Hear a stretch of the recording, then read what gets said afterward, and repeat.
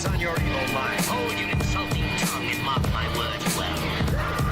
How about this rumor that you are really hired, Mr. Stark?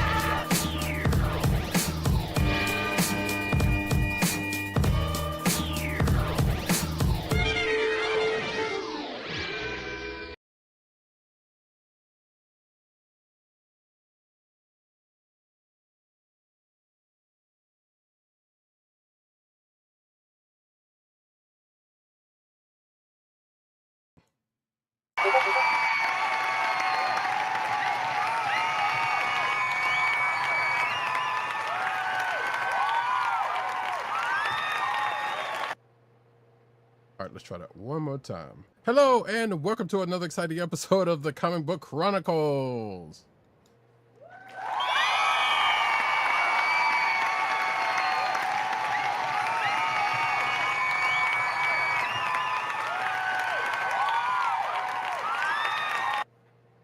I'm your host, Roddykat, and you can find me at Roddykat on Twitter and Blue Sky. You can find me at News Need on Twitter and Blue Sky. You can find me at CBCaps on Instagram. South Carolina with Columbia down the way. Sorry.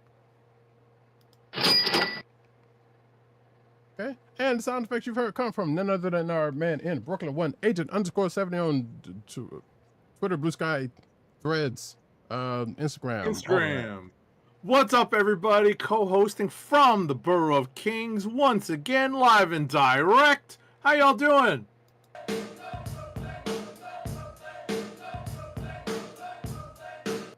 I'm just a kid from Brooklyn. You just reminded me of a couple of samples I needed to get off of an Instagram post, actually, later on. But we do love our samples around here. But, folks, this is not a sample show. This is the Comic Book Chronicles. You can find us on the Coleslaw the Podcast Network. That's CSPN.us. Do it today. You can also find us on your podcast perusal place of choice, whether it be Google Play, Apple iTunes, Apple Podcasts, Spotify, or the Coleslaw the Podcast Network SoundCloud page. Make sure to click like, subscribe, and leave us all the positive 5-star reviews, especially on Apple Podcasts, because that definitely helps people find our show. Indeed. And shout out to our guy, Von Gloom, in chat, who says, finally here early, but stuck at work, and also says the things we do for money. But you also say, what people do for money. I can't sing. But, yeah, no. But yeah, good to have you here. We started late anyway, so you were good to go either way. Hopefully work flies by fast for you, and always, as always, I appreciate you for being here. Absolutely. But not even a but. So, folks, it is now the time of San Diego of the Comic-Cons, in whichever order of those you want to put those in, except for they need to be in that order of lettering, though. Yeah, listen, just don't remind me. I'm definitely feeling I definitely miss the feeling of being there. I definitely do. Yeah. 8 to 70 and I we're talking before the show, and as if you've been through the past couple of shows, you can tell it's been on him. He's been feeling it. I miss the anticipation. Right? I definitely miss the anticipation of like walking through those doors, crossing that railroad crossing to get to the convention center. That's, when you do it for the first time, until it actually becomes old hat by the 4th day you're there, and that's definitely some first class problems right there. Right. It's still a great feeling. Yeah. As I said, the spectacle has taken a hold of him. and now he's missing it. But he has his own spectacle every year at New York, so it's not the same, but it's similar. Definitely, and it's different. And just one last thing on my take on San Diego. It's different seeing the pictures of the inside of the convention center and recognizing where things might be based on my own memory of them, where, what part of the convention center they might be in, or being inside, maybe not any one particular conference room, but definitely being in a conference room that looks because they obviously look very similar, but I can recognize the setup, just from a picture, and it's pretty fun. Right, indeed. So yeah, so we, this is something from way down the line. We had talked about some plans for next year. We'll see how that works out, and you know, I also do, and I'm also still trying to get them down here for Heroes Con. So hopefully that one will probably be easier to do than San Diego, but we'll far easier, far easier. So we're gonna try to work out all of that. Von Gloom says, but I'm gonna look. I haven't stopped masking up since pandemic, and I ain't gonna stop until these assholes get out of the office, and sometime even past a little slightly past that. But proper hygiene. Come on, that's like notorious for any con, unfortunately. Yeah, it's so sad. So I think even DreamCon might even got hit with that a little bit this past couple of weeks ago, but that's a whole nother situation. But yeah, Comic-Con flu. Apparently, all the pros come back with that each year. It seems like comic fans on both coasts don't. Yeah. I mean, it's not just comic fans though. You anime fans, honestly, you can if there's a con for it. I'm pretty sure there are folks who don't practice hygiene for it. Those are the main two, but still, it's that is just a worldwide fandom thing, sadly. Or I don't know about worldwide, but definitely here in the States, I'm pretty sure you might hear. Yeah, let's just say fandom wide. Yeah, I hate to say fandom wide. Yeah, there you go. That'll gaming also, so yeah, that also fits. That being the case, and we'll be talking about a little bit of all of that, like actually a little bit later. But for right now, we're actually going to get into, and I still hadn't done this lower third thing, but I'll do that at some point. We're going to start our discussions off for this week with this week's episode of My Adventures with Superman and Season 3, Episode 6, entitled Party Animals, and not to be confused with the video game of the same name. Goodness gracious, Party Animals. So a brief synopsis of this episode is that Lois, Clark, and Jimmy and Kara go to a charity gala. Lois is up for an award, and things go awry because, of course, it's a superhero show. It's a superhero story. There's a kind of a villain of the week that pops up. There's also kind of a replay or a reappearance of some plot, of a plot thread that ran through that Worms episode with regards to Jimmy. And there's a lot of superheroing that does not involve Clark. And, that's just very broad stroke stuff. That's mildly spoiling what's going on with Clark right now in My Adventures with Superman, because we're dealing with a particular phase in the story where Clark is, his status as being a superpowered Kryptonian is kind of in a nebulous place. So they're playing it off. They're making him a little kind of whiny. But Jack Quaid is good at sounding whiny, and so I guess that's very, it's cast very well, and they're kind of playing to type to a certain extent.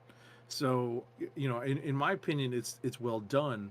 But overall, I'm hoping that they give Kara a little bit more character development, outside of this whole thing with Jimmy Olsen, but. It's still a fun watch. What did you think about it, Roddykat? Yeah, I agree. I don't know. This is, I guess, given outside of the fact that, hey, Clark is not able to do everything Clark normally usually does type situation. It was a standard episode of the show. We do get a little bit of a side with another Superman adjacent character that keeps popping in there, which still has me wondering, like, okay, so what exactly is the end result going to be for this particular character? I'm wondering, because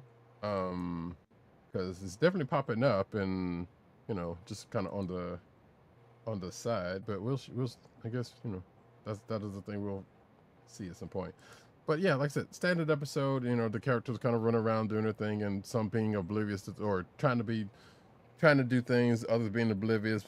You know, and of course the B plots going on and whatnot. If you are a fan of a certain bat who is not in the universe, there's a couple of bat adjacent characters that show up in here.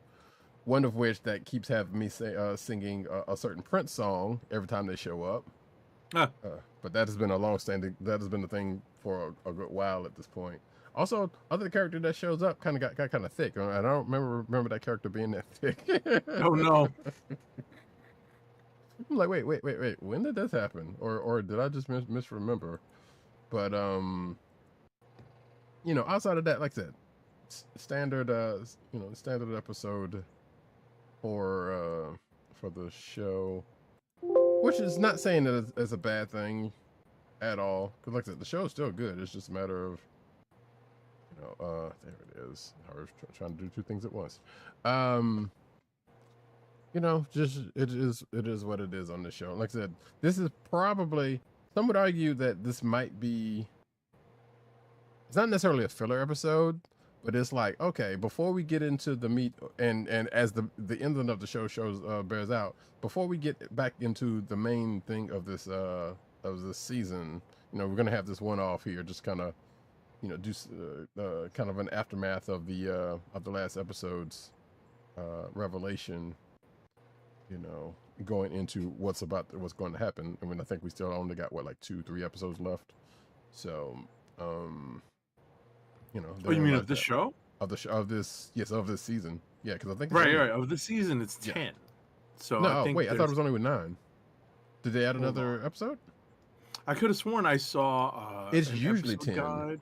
Yeah, it's usually 10. So unless they added or I miscounted, but I could have sworn it said 9.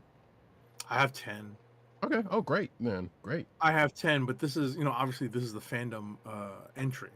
Right. But he's probably right, because I was looking at IMDb, and it could have very well been, you know, that very well could be the case. It's just yeah, it goes until August 16th. Okay, great. Because like I said, I was kind of worried about that. I was like, why did they drop an episode? That was weird. Mm-hmm. But yeah, Von Gloom says, let's see. Wow, he said a lot. Hold on. Made a mistake to start going to a certain NY comic shop during the height of summer, and Finch almost knocked me out. Going back to the. Oh no. Yeah. Glad to see. Well, listen, if you're going to Midtown where the tourists go, be mindful that a lot of the tourists are from Europe. Okay. It's the truth. Yeah. It's so I guess I guess. So I guess we can say this. So the character that does show up is Bizarro, or a version, this universe's version of Bizarro, because I mean, it's not like it's been around a couple of episodes, and it's fine if if you haven't been keeping up this long, then I don't know what to tell you. So Von Gloom says, glad to see Bizarro and that he's fairly intelligent. Yeah, that's and displays some powers. Yeah. So he's kind of getting out there. So that was the character I was talking about. So really hoping that he doesn't break bad. And Von Gloom says he has a theory about who that might be. I kind of feel like they might have passed on that part already. With what happened last episode. Granted, it could be happy because I think they're going towards another Superman villain that quite might be adjacent to something that happened in the first episode. Because I feel like they wouldn't have done that if they're not going to come back around to it. Or they could. Or maybe that's enough. Or that could be next season if they get one. Who knows? Wait, he mastered Whiny. Oh, you're talking about Jack Quaid. He mastered Whiny as Huey? Yeah. I don't know that one. I was thinking Boy Boys. Okay. So y'all watched The Boys. I didn't. I watched the Star Trek Lower Decks, and he definitely was kind of whiny. He absolutely was whiny there. So, but that was what his character was. See, when did Jimmy's become a lady? Jimmy was in this version. Jimmy was kind of always had a little thing about him, despite, as Von Gloom says, he's being kind of a dork. Right, and tying into how they're portraying him in the Gunniverse. Yes. Oh, yes, exactly. So there's a little bit of that, but also classically more of a dork. But I think even classically though, he if I remember reading some books in the last few years, like, nah, Jimmy got him by some strange folks, or he had been tied to some folks here and there, over the course of the decades that he's been around. So yeah, I'm just like, but as far as that theory of yours of who Bizarre may or may not know, if that's the case, that's the case. But I don't think so. I think they might be going another route. But like I said, I think this whatever happens next episode is probably going to start telling something. And again, who knows? One, if they're going to get a next season, I would like to believe that they will. But it's WB, so you never know. You never really know. I feel like this show's probably been doing all right for them. Don't know. Right. So some of that might be, kind of some stuff that they're gonna fall into next season, or who knows? Because I was like, even with the drop in, not the drop, even with what I thought to be the drop in episode count for this season, like the next 4 or 5 episodes is still. They can only do but so much without, like something's going to have to go into the next season, I would think. So, or at the very least, some characters. Who knows? We'll see. But that being the case, that is, see, that got a nice little lower thirds now. If you're watching the video version, My Adventures with Superman, season 3, episode 6, and we are going to. I see it on video. That's pretty cool. Yeah, Just a little title. Yeah, it's nothing. It's a little cheap, but it's fine. I still miss our lower thirds when we used to use Hangouts. Our personal lower third. I do too, and I do have. Well, I had a similar thing working when we had to get away from that, but it doesn't seem to be working anymore. I have to see if OBS has something for that at some point.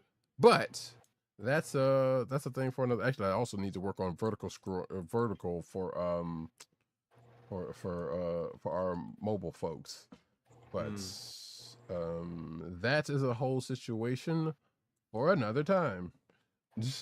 I was actually trying to work on that last night, but it didn't quite work out because we're streaming from multiple places, and it don't work with that. Right. But that's a little bit of inside baseball there, folks. We're going to get into X-Men 97 season 2 episode 6, yes, called Danger.exe. Yeah, so this I have to remind myself always that this is an adaptation. Have to drill it into my brain because they're pulling from so many, they're not disparate stories, they're pulling from so many parts of the X-Men lore that happen in and or around the late 90s, even into the early 2000s, right? Where they're pulling from this story, they're pulling from this story. I'm like, when did X-Corp come into the the X-Men canon? When did this happen? So very quickly, Professor Xavier is really having some issues dealing with Magneto's death. They're definitely foreshadowing somebody, possibly having a big red helmet and sending a bunch of heroes to another dimension, maybe. But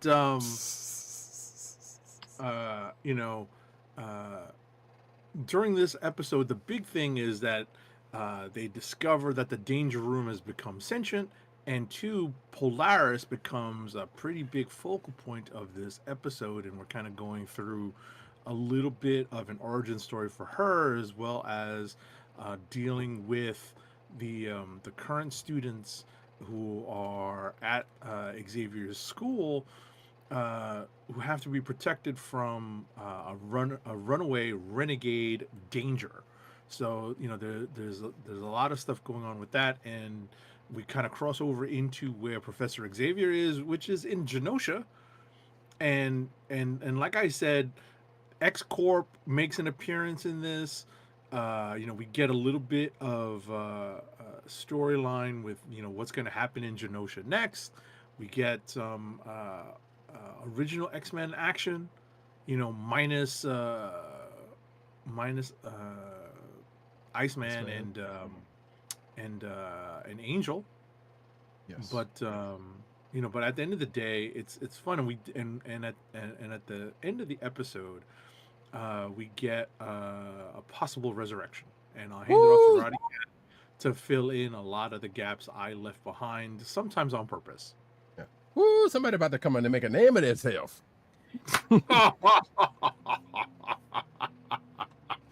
You know how long I've been waiting for this. I have still not seen that movie, but but I keep seeing, but I keep seeing that come up. So it's like, all right, I'm just gonna go ahead and watch that stupid movie already. Oh my god. But yeah, so Von Gloop says, yeah, Xavier didn't face any backlash for basically enslaving a sentient life form. Yeah, they had to cut some stuff, you know. They cut a lot of stuff. That's what I was talking about earlier, that it's an adaptation. Mm-hmm. And Dupe is too OP for being anything.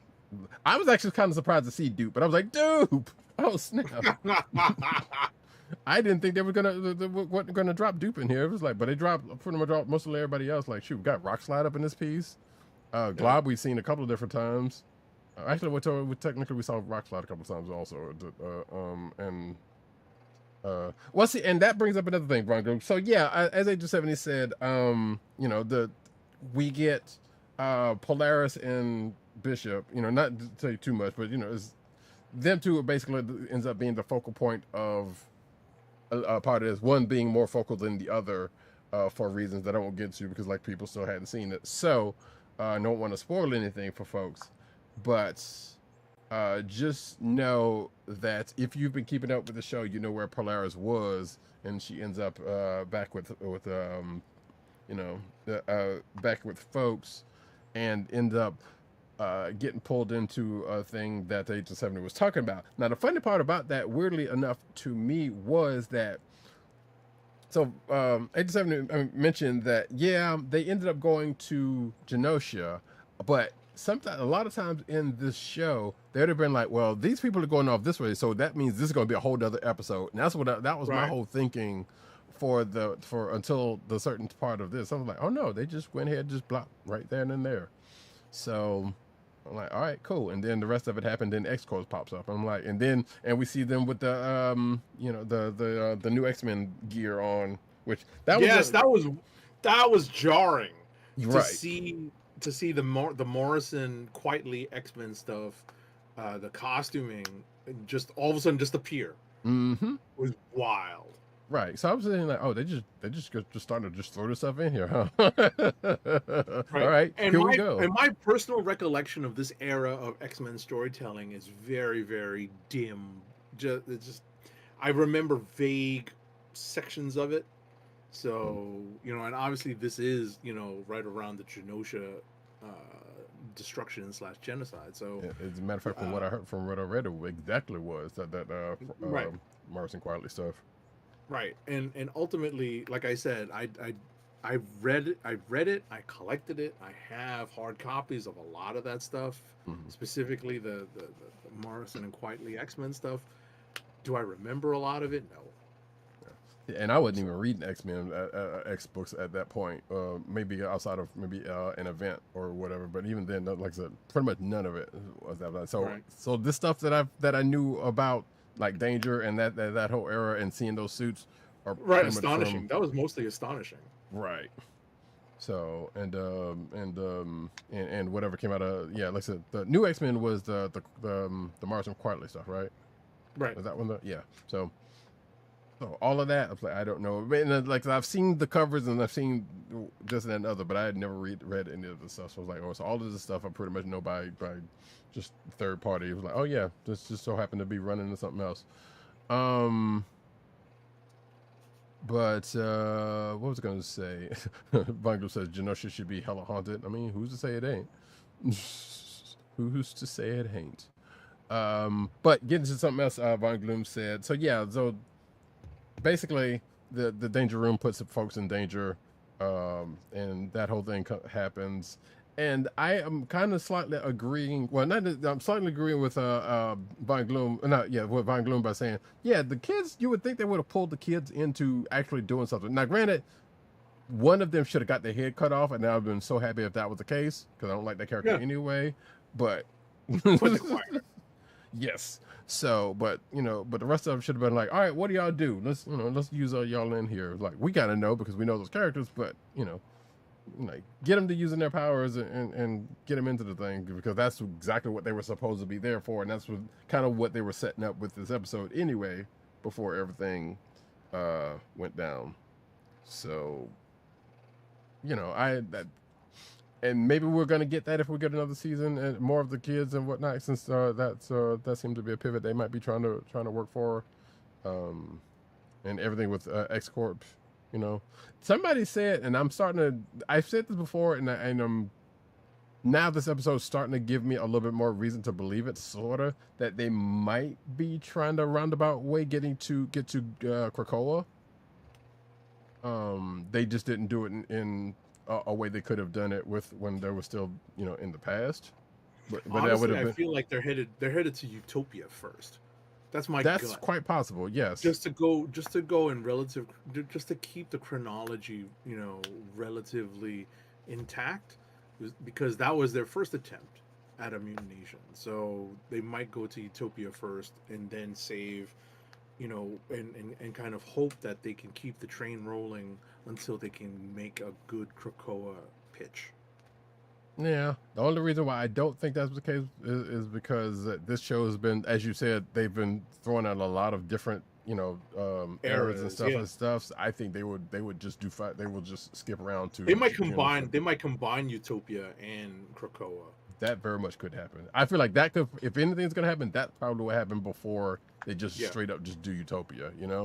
Yeah. So, but you know what? We'll see if any of that even happens, because like I said, we don't necessarily know if any of it's going to be the case, but it felt like it could have, the last couple of episodes could have been headed toward that.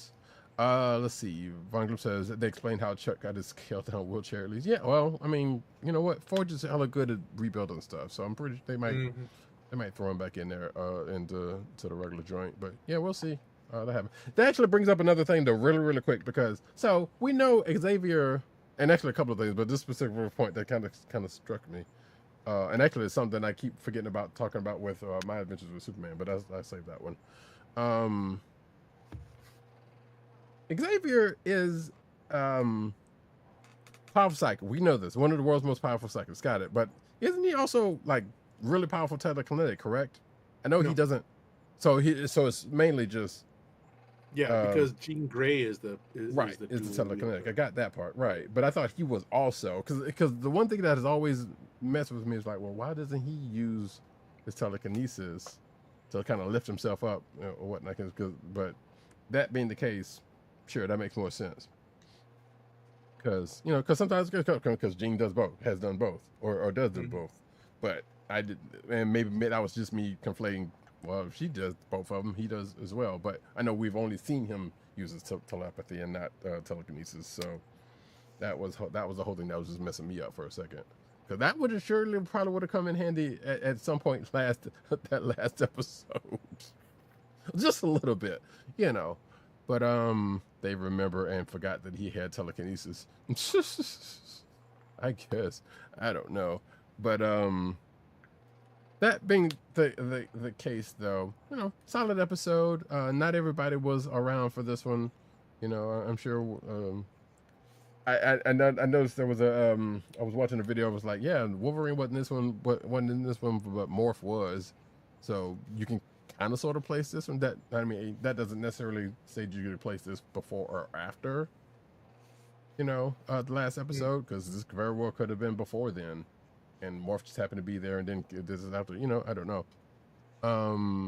Group says, remember seeing him using telekinesis in older comics. That's kind of a thing that I thought, but I don't know. But I know he's been more reliant on telepathy than anything classically. So that part was still there, but who knows? Regardless, though, unless you got something else about this Agent 7, if we can go ahead and move on to books of the week. Starting off with Teenage Mutant Ninja Turtles number 20, the 300th issue special.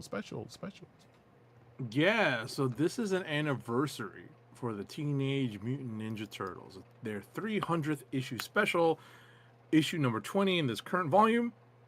The first story is written by Gene Luen Yang with art by Freddie E. Williams. The second and colors on this story are by Andrew Dollhouse. There is a second story. It's what's the book that it ties into? Like Turtles. Battle Nexus. Network. Yeah, Battle Network. Battle Nexus. Yeah, Battle Nexus. Battle Nexus. Yeah. So the second story is written by Kevin Eastman and Tom Waltz, with art by Chris Allen, Ben Bates, Dan Duncan, Frank Fosco, Jim Lawson, Eric Talbot. Colors on these two stories are by Luis Antonio Delgado and Rhonda Pattison, and letters on the entire book are by Sean Lee. So I'm going to focus on the first story because that's what I read closely. The first story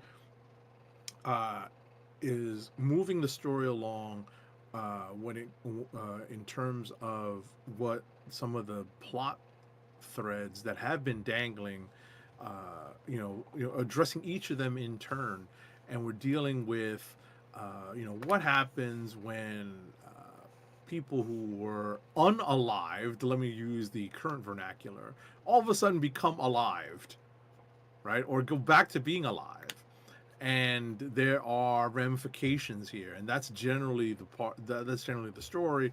And obviously when people find out in these fictional stories that someone can do something like that, or that type of secret starts to get out, people will start to come after the people who were able to do, the unaliving to aliving thing, right?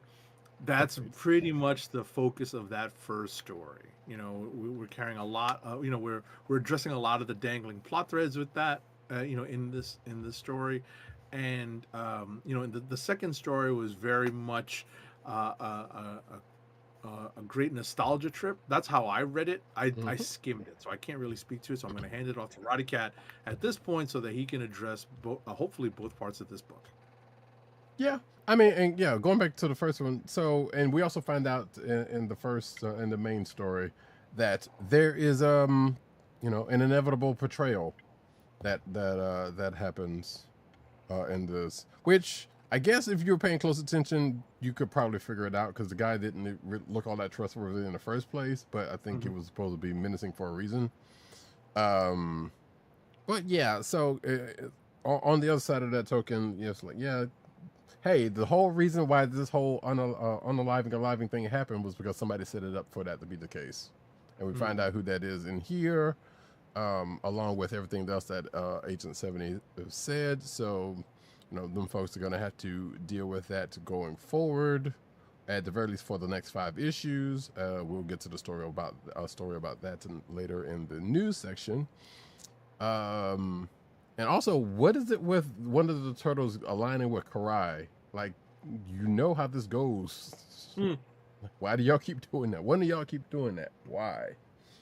But, and the second one, like Agent 7 said, yeah, it's just a trip down memory lane. It does reference a fairly recent Turtles book, the Battle Nexus book, where basically it was just like everybody from the multiverse, the Turtles multiverse, kind of got together and scrapped. But somebody also, that was the thing because somebody set that up. But that was just like a passing reference, which kind of fuels why this story comes into case. It was like, well, because of that, the times that got screwed up and got to mess it up. So the people in this universe that deal with cleaning up time, are the focal points of this, or at least one in particular is the focal point of this. And like I said, just a trip down memory lane through Turtles history, and even talking about the things that is both current and future, specifically future, but the future is current because we're talking about, because it does definitely talk, there's a little thing in there about, at least at the end, about the Lost Ronin part of the universe, which is in the future. So, and basically saying, hey, there's more turtles to come, which, no one's doubting that one way, shape, or form ever at all. It's been 40 years after all. So, oof. But yeah, it is it for Turtles. I don't think there's anything else that's really that necessary. You know, unless you want to talk about Mikey's thing with grappling hooks, but that's, you know, that is what I thought that was a funny gag, but that was a good gag. You know? Yes, indeed. One that spans video games as well. Not Turtles video games specifically, but just in general, funnily enough. But the next book that we are going to talk about is the last book that we have in common. And that book is, let me get the name here right. Godzilla vs. America, Godzilla vs. San Diego #1 one-shot. Godzilla vs. America, Godzilla vs. San Diego #1. This one-shot is published by IDW. The first story has story and art by the great, inimitable Stan Sakai, with colors by Emi Fuji and letters by Simon Boland. The second story has art and letters by Greg and Fake. That's literally the credit. Mm-hmm. The third story is by Dan Jurgens, with art by Margot Popoy. Colors are by Jason Millett, and letters on this are by Steve Wands, and there are several artist pinups in the back of the book. Some of them have narratives involved, but at the end of the day, this is a very fun, right? And this kind of circles back to what we were talking about at the top of the show about how I'm definitely missing being in San Diego for San Diego Comic-Con, and this issue really hit me in that like kind of soft spot for my memories. With my memories of San Diego, because it's just silly fun. Can you imagine Godzilla in landing in San Diego during Comic-Con, and also making fun, poking some fun, especially the second story, poking some fun at cosplayers who are cosplaying in Godzilla kaiju and related kaiju cosplay. So it's great fun. I'll hand it off to Roddykat for his thoughts, but I'm definitely considering going to pick up a physical copy of this book. Yeah, I actually also thought that after reading this, because it was like, okay, this was nice fun. You hear this and think like, and granted, you probably say the same thing about any of these books realistically, or any of these Godzilla versus what city books, you know, because I think this might be the first one either one of us has read, if I'm not mistaken. No, but we haven't read very many. That's right. Fair to say. Right. So you kind of don't know what's in them, and now we kind of do this with this one specifically. Well timed, by the way, which I'm sure that was, you know, clearly intentional. That was the plan, man. Mm-hmm. Right? Yes. Roddykat was telling me that was the plan. Oh yeah. Because I definitely kind of spaced on that when we were having this discussion last week about what was coming out this week. Mm-hmm. So like good on them at what's it, IDW? Or is it Image? I can't remember. It's IDW. Yeah, it is IDW. Okay, I was right. So good on them for getting that out, you know, in time for those week's shenanigans. Like I said, there's really not much else to say. Everything pretty much Age of 7 has said about this pretty much goes. It's fun stuff in here. I also did like that second story with the cosplayers, so it was kind of fun. The first one was actually kind of fun too, because all it was is like, okay, hey, comic convention's going on. You got the director of operations for the hotel, you know, nerding out some because apparently, you know, whatever, and then Godzilla attacks and ruins the thing for him, and now he has to go to war with Godzilla. Right, and the convention center has to come into play. Exactly. It's like, oh no, we're prepared for this. I'm like, huh, okay, sure. And you see how that goes into play. I'm like, you know what? And they even make a crack about that's why our taxes are so high. Well, they're not going to social services. I'm like, oh, good God. Right, and as I mentioned to Age of 7, a Hall H reference. Yes. That threw in here. So it was pretty good. It was a pretty good story. Also, Side note: there is a Usagi Yojimbo book that came out this week. Speaking of Stan Sakai, he didn't write it, but obviously that's his property.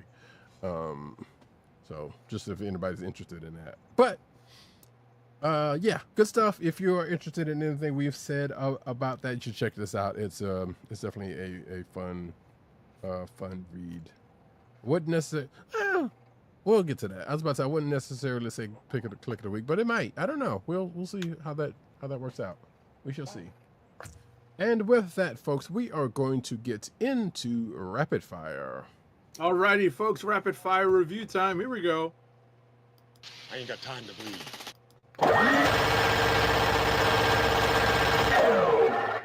So, considering we only had 2 books in common, we usually have, a number of books in common. But when we only have 2, then we're going through the rest of our reading list, and it can get rather extensive. So, hold on, folks. Hold tight. Absolute Wonder Woman number 22, published by DC, is written by Kelly Thompson with art by Dylan Snook, colors by Jordi Belair, and letters are by Becca Carey. So the important part of this issue is that we are continuing the downfall / origin story of the Barbara Minerva version of the Cheetah in this absolute story of the story of Absolute Wonder Woman. So we're getting that, but we're also getting some more lore building, I guess, is one way to look at it, in terms of Diana's relationship with the Greek gods and the other members of the Greek pantheon in this version of the Wonder Woman story. So this is a pretty good read. Definitely a candidate for Click of the Week. Next up is a new number 1 this week, published at Image. Terminal number 1 is written by Robert Kirkman and Joe Casey, with art by Andy Kubert, colors by Dave McCaig, and letters are by Russ Wooten. So this is the first issue of this series. An interesting publishing gimmick was that they had blind bags that you could also pick up for $1 more, because $1 more over the cover price, and you had the chance of getting variant covers or future issues in the series. I believe it's a 10-issue series, so you could get issue 1, I believe PCN_Dirt told us that you could pick up issue 1, issue 7, I think, or issue 4, 7, and 10, I think it is. Does that ring a bell, Roddykat? Yeah, that sounds about right. Yes. Right. So I don't have that. I don't have those facts in front of me, but I can confirm I did not get an issue number 1 in my blind bag. I picked up a blind bag this week at on New Comic Book Wednesday, and yeah, I did not get number 1. I got, mild spoilers here, I got the furthest issue from number 1. Let's put it that way, which was very amusing. But getting back to issue number 1, so we're setting the stage for a possible new superhero universe in Image, being published by Skybound, and there's some groundwork here, some possible different means of gaining superpowers. It might be alien related, it might be mutant style powers. We're still going to have to wait to see how this all shakes out. This is a good first issue, though. I think I'm going to go try to get an issue number 1.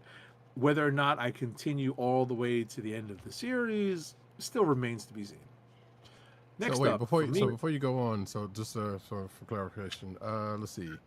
So yeah, Dirt said you can get number 2, 7, and 10 since it's already done. Oh, I messed that up. Yeah, I was off by 1. I was off by a couple issues, so it's 2, 7, and 10. Yeah, which is crazy. Yeah, really. Like I said, I got the furthest issue from number 1. Right. Next up for me is Amazing Spider-Man number 33, published by Marvel. It's written by Joe Kelly, with pencils by Ed McGuinness, inks are by Mark Farmer, colors are by Marcio Moniz, and letters are by our favorite lettering Python VC's Joe Caramagna. The big thing that we learn in this issue is that Peter's long-lost relative that has been revealed over the course of that Torment storyline, right, is also revealed to be kind of like the anti-Parker Luck, right? He doesn't have the Parker Luck. He's got the complete opposite of Parker Luck. This dude is loaded. So, you can kind of see what stories they might weave around this particular character and see how that character interacts with both May Parker and Peter. We also have some synergy here because we're getting more damage control and seeing a new version of damage control that's probably going to be MCU-ified, or at least reflect much more closely to the MCU version of damage control that we're probably going to see in Spider-Man Brand New Day in just another week. So, that is where we are in Amazing Spider-Man right now. Next up for me is Captain Marvel Dark Past number 4 of 5. Again, published by Marvel. It's written by Paul Jenkins with art by Lucas Verneck, colors by Rod Fernandez, and letters are by our favorite lettering paisan, VC's Joe Caramagna. The big reveal in this issue is that Captain Marvel's opponent in this miniseries is also a relative. And kind of, similar to Peter, kind of unbeknownst to Carol. And there's a lot of, let's just say there's a certain amount of retconning, because we're definitely going down the retcon memory lane to reveal what this relation is and why there's a certain animosity because of it. We'll see how this limited series wraps up. And last for me is Uncanny X-Men number 32, published by Marvel. It's written by Gail Simone with art by Roge Antonio, Jim Toe, and Federica Manson. Colors on this book are by Matthew Wilson, and letters are by VC's Clayton Cowell. So this is going to be a candidate for Click of the Week, because we're getting a kind of fun wrap up to this alien storyline. Not only do we have Brood, not only do we have Brood hunters who are coming from a planet where they know not to fear anything that's on Earth, and they're going to run roughshod over Earth, but we finally get a usage for one of the newer mutants' powers here, that Mutina character that has appeared, that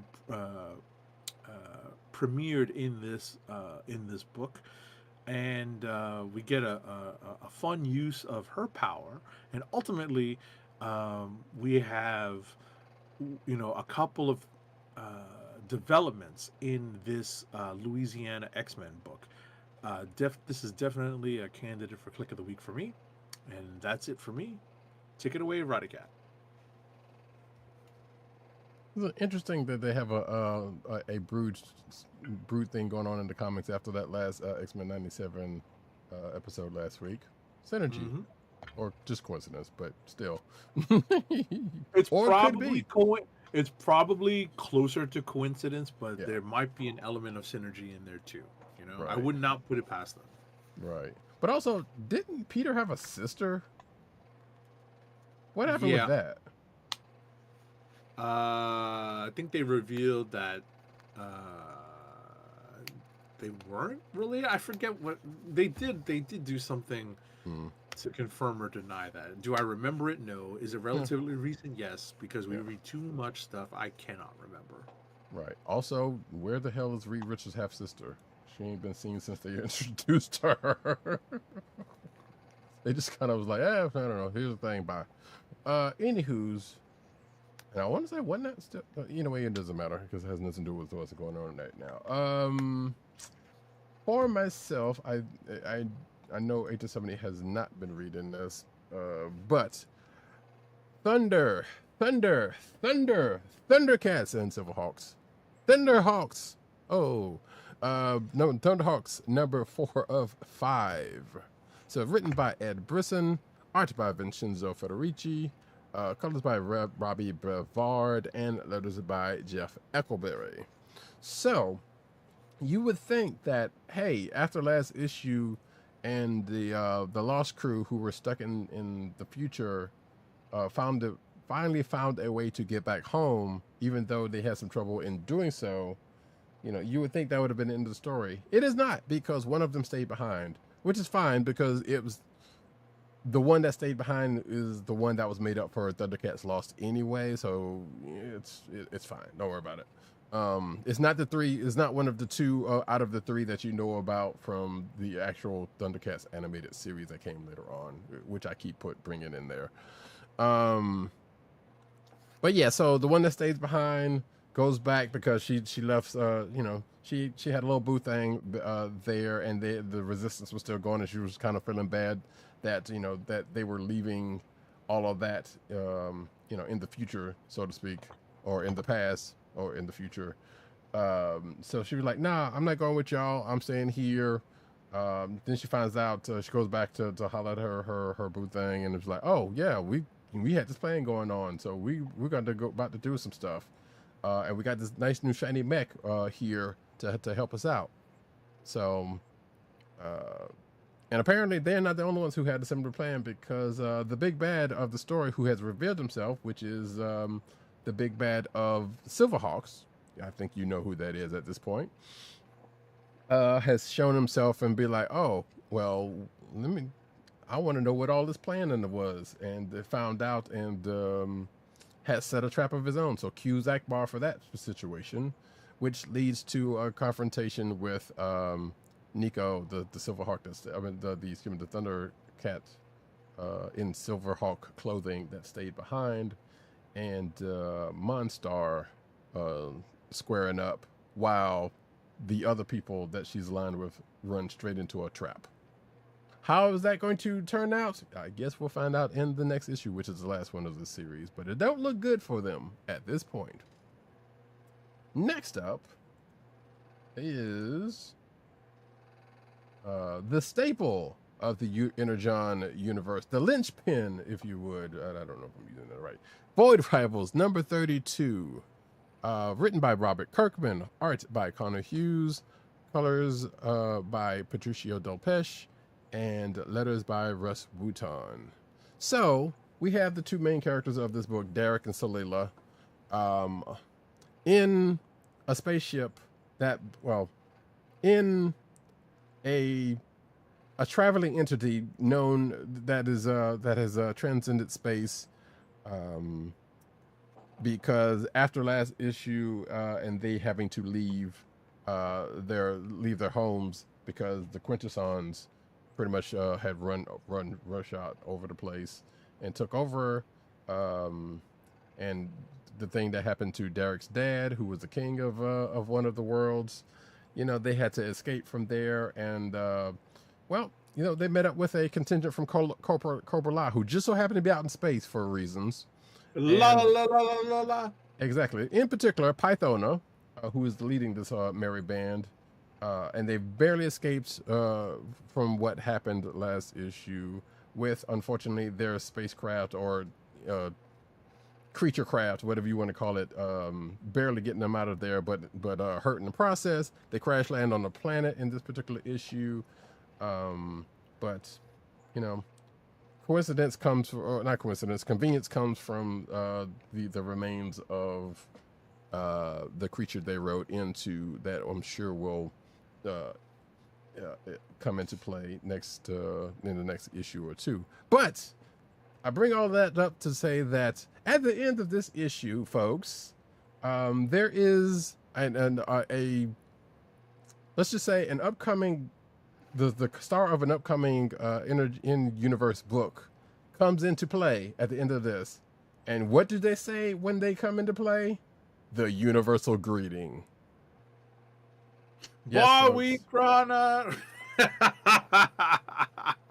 and I say this specifically for Agent 70 because it is a character that he has some familiarity with, and also has a figure of. Weep Ninny Bong. I just need to finish it. Yes, yeah, there you go. You got it all out. One of us is gonna do it, so it's fine. But yes, that character comes in at the play. So yes, and we know that book is coming soon. So, actually, it is soon-ish. I guess I think is September. If not next month, it's September. I can't remember. But as Void Rivals tend to do, because it was the one that brought in the Energon universe anyway, and teased Transformers at the start of it and the first issue. It keeps on going. I'm surprised they didn't do a math thing, but they weren't on Earth, so they couldn't have. But yes, this other Space Fairy character pops up that I'm sure will help them out and dip out, just like Jetfire did in that very first issue of this book. So Kirkman's still doing Kirkman things in that respect in this universe. Last but not least, we have Superman, Father of Tomorrow, number 3 of 6. Written by Kenny Porter, art by Danny Earls, colors by Nick Filardo, and letters by Lucas Gattoni. So, if you did not know, this is the story of not Kal-El coming to Earth, but Jor-El coming to Earth, Superman's father coming to Earth in place of Kal-El and his family getting blown up by Krypton. And the story changes slightly because Jor-El, a grown-up Jor-El, meets with the Kents, and befriends them. A thing that happens to one of the Kents still happens, so therein lies the part of the story where Jor-El's like, well, I gotta help this world out. I gotta do my thing. So he still does Superman things, and people are still kind of against him. Like, wait a minute, I brought you all of these gifts, and y'all are just being humans and just doing all kind of craziness with my stuff that I gave y'all. So he's starting to get a little bit fed about that, but he's also wanting to know why. So, which brings us to this issue, ends with some of that happens. So he tries to seek a couple of news perspectives, some of which he doesn't really care for. While on the other side of the token, someone that he's shunned, who he has shunned in the last issue, who is a long-standing Superman villain, who wasn't at first, is pretty much making their way to be said villain in this particular Elseworld story on the side, using means that they normally wouldn't employ, while Jor-El is still trying to figure out, well, why doesn't Earth just not take these gifts and let me love you, let me do my thing for you, let me turn this place into whatever. But also people are the rightful people are questioning him, like, are you doing this for us, or are you doing this for yourself? Type situation. And a couple of people that's close to him, including one that you would expect to ask a question that would annoy somebody. Kind of almost like that what happens in that last Superman movie, where the self-same character pretty much asks Superman some questions about a thing that he did, and he wasn't too crazy about it. Kind of a similar thing happens. Some would say that's synergy, coincidence, probably not. But folks, that is it for me. Kliqs of the week. Kliqs of the week.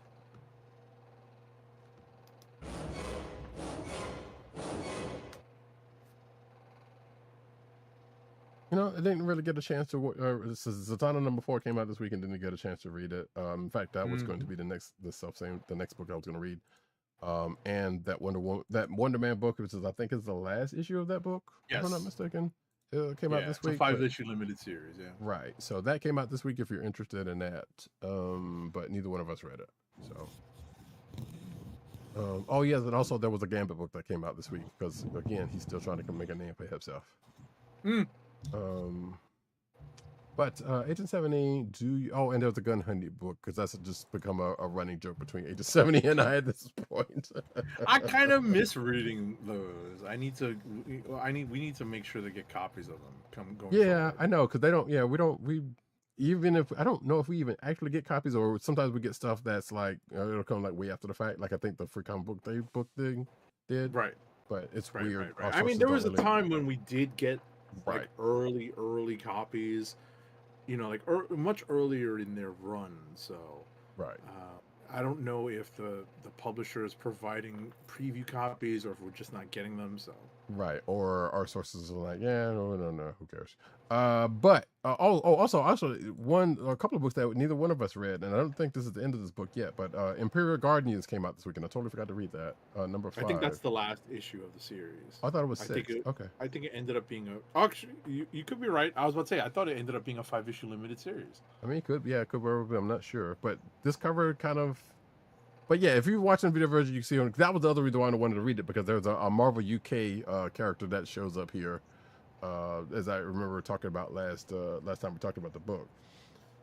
But yeah, I'm not sure. I had to check and see if it's 5 or 6. But either way, if that's the case, then this is the last. It's either the last issue or the penultimate issue. Right. I mean, we have an opportunity to catch up now. Catch up on the series now. So. Yeah, and I think there was one other one that I was going to mention real quick, and I can't remember what it was. Also stalling. Oh, Mark Spector's Moon Knight. Mark Spector Moon Knight was one that I know Agent 70. I definitely read that. I definitely had that next up if I had an opportunity to read it, but I didn't have one. So, but I definitely am keeping up with that. And 5 will get you 10. By the time the next issue comes out, I will have caught up on this one. Right, and there's the if you're watching the video version, there's the cover right there with another character who should be getting a little bit more prominence, but not. As a matter of fact, from what I'm hearing from sources, might not be getting a couple of the treatments that that they were supposed to be getting, and that's going to be sad. But that being the case, though, you have your potentials for Kliq of the Week, sir? Yeah. My candidates this week are Absolute Wonder Woman number 22. Teenage Mutant Ninja Turtles number 20, and Uncanny X-Men number 32. How about you? That, and there is Uncanny there. For myself, I need to catch up with Uncanny. I know Gail Simone's been having so much fun on that book, and I've been seeing her posts about stuff out on Twitter, so I love it for her. Teenage Mutant Ninja Turtles number 20/300. That is definitely one of them. Godzilla versus America versus San Diego. That's the other one. And yeah, I'm gonna go ahead and throw in Void Rivals number 32 because of the last thing I said talking about that book. We've run out, we've ninny ball. And I don't know if I saw Agent 70 thumbing through the book to see who shows up at the end of it, but I knew you your hints I gave were you enough. Yeah, I had already guessed it. I had already guessed it, and because we had already talked about this probably happening in the news over the last several weeks, several months, maybe, we talked about this in a news story, so I wasn't surprised, and that hint was way too strong. Yeah. So when I saw it, I was like, oh, okay, I see it. Right. Yeah, so we knew the book was coming, but I guess we shouldn't have been surprised that the character shows up in another book product, because that's what they've been doing in this universe for a while now. So therein lies that. Do you have your actual Kliq of the week? I think so. Okay. I think I'm going to go with Uncanny X-Men number 32. It was a good read. I enjoyed that Godzilla versus America, Godzilla versus San Diego book. Mm-hmm. Teenage Mutant Ninja Turtles number 20 and Absolute Wonder Woman are, that book is always near the top of my list for Kliq of the Week. But I think this month's Uncanny X-Men is pretty good. Mm-hmm. And for myself, actually, the other book I forgot to talk about that neither one forgot a chance to check out was X-Men Hellfire Murder, because I'm still trying to figure out if that set was that, like, is this ended up being like an Elseworlds thing or a What If thing, or is this like, no, this is set from back then and no idea. I didn't have a chance to even crack it open, so I couldn't tell you. Yeah, so we may or may not talk about that next week if we get a chance to check that out. But it is actually it's either going to be for me Void Rivals or that Godzilla book, honestly, at this point. And they're both pulling me for different reasons. different reasons, but kind of the same reason, weirdly enough. So, or should I just two-face this and flip a coin? I'm not gonna do that. You know what?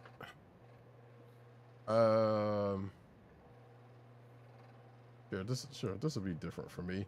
Shout out to Void Rivals because of everything I said about that issue, but I'm gonna give it to Godzilla versus America versus San Diego. Because that was fun. And kind of sort of makes sense given, not saying that what's going on this week has no bearing on me picking this, but it was fun that it tied in and like it was all of that. Put it that way. And with that, folks, we are going to go into the news section, but first, an ad read. Our first ad read for this episode is for Wink, your personalized wine club. Wink is a world of wine delivered right to your door. From rosé to Cabernet to Torrontés, Wink has over 100 styles of wine to discover. Ever try an orange wine? Wink connects you to a world of exclusive wines tailored to your taste and delivered directly to your door. Wink delivers 4 bottles of wine to you every month with free shipping. You can pick your own bottles or let Wink choose and match to your taste. It doesn't cost a thing to become a member, and you can skip or cancel anytime. And now the listeners of the Comic Book Chronicles can enjoy an exclusive discount of $20 off your first order. To place your first order with $20 off, and to help keep our show free for you, go to our network website at cspn.us/wink. That's cspn.us/WINC.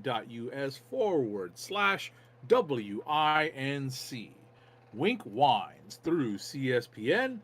Do it today. And now we get into the news.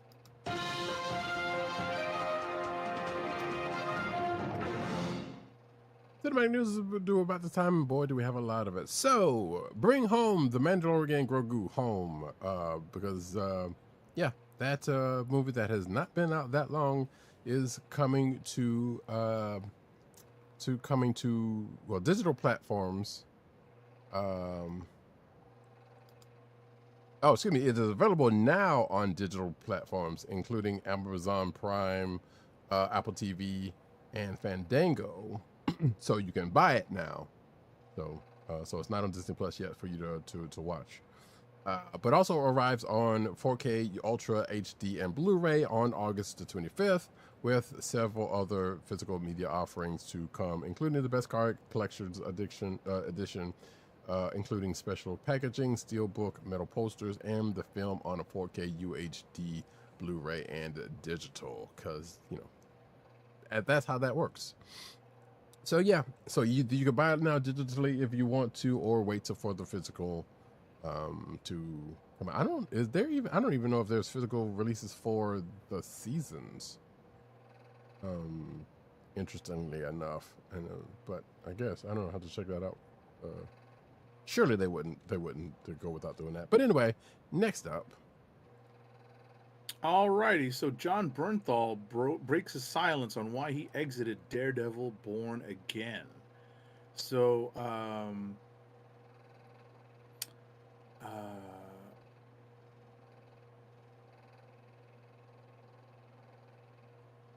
Bernthal felt there was something not quite right, with the direction in Daredevil Born Again Season 2. So, per the Hollywood Reporter, quote, when production then stopped midway through Season 1 due to the 2023 guild strikes, showrunners Chris Ord and Matt Corman departed. As is his wont, Bernthal seized that opportunity. Bernthal explained in a bit more detail, making it clear he was far from pleased with the direction the showrunners wanted to take. Quote, I didn't like what they had for Frank at all. Ultimately, they gave me something that they let me rework and rewrite, and they aired that. It worked for them. This is surprising to hear, seeing as the Punisher was brought back in his same brutal, visceral form that required Matthew Murdock to try his best at keeping a leash on Frank, albeit unsuccessfully.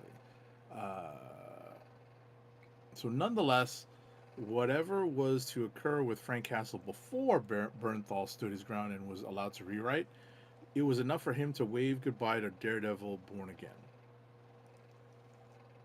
Right. I felt like I saw somewhere else where they were trying to quote unquote soften up Frank a lot more than. I couldn't tell you. Yeah, I don't know.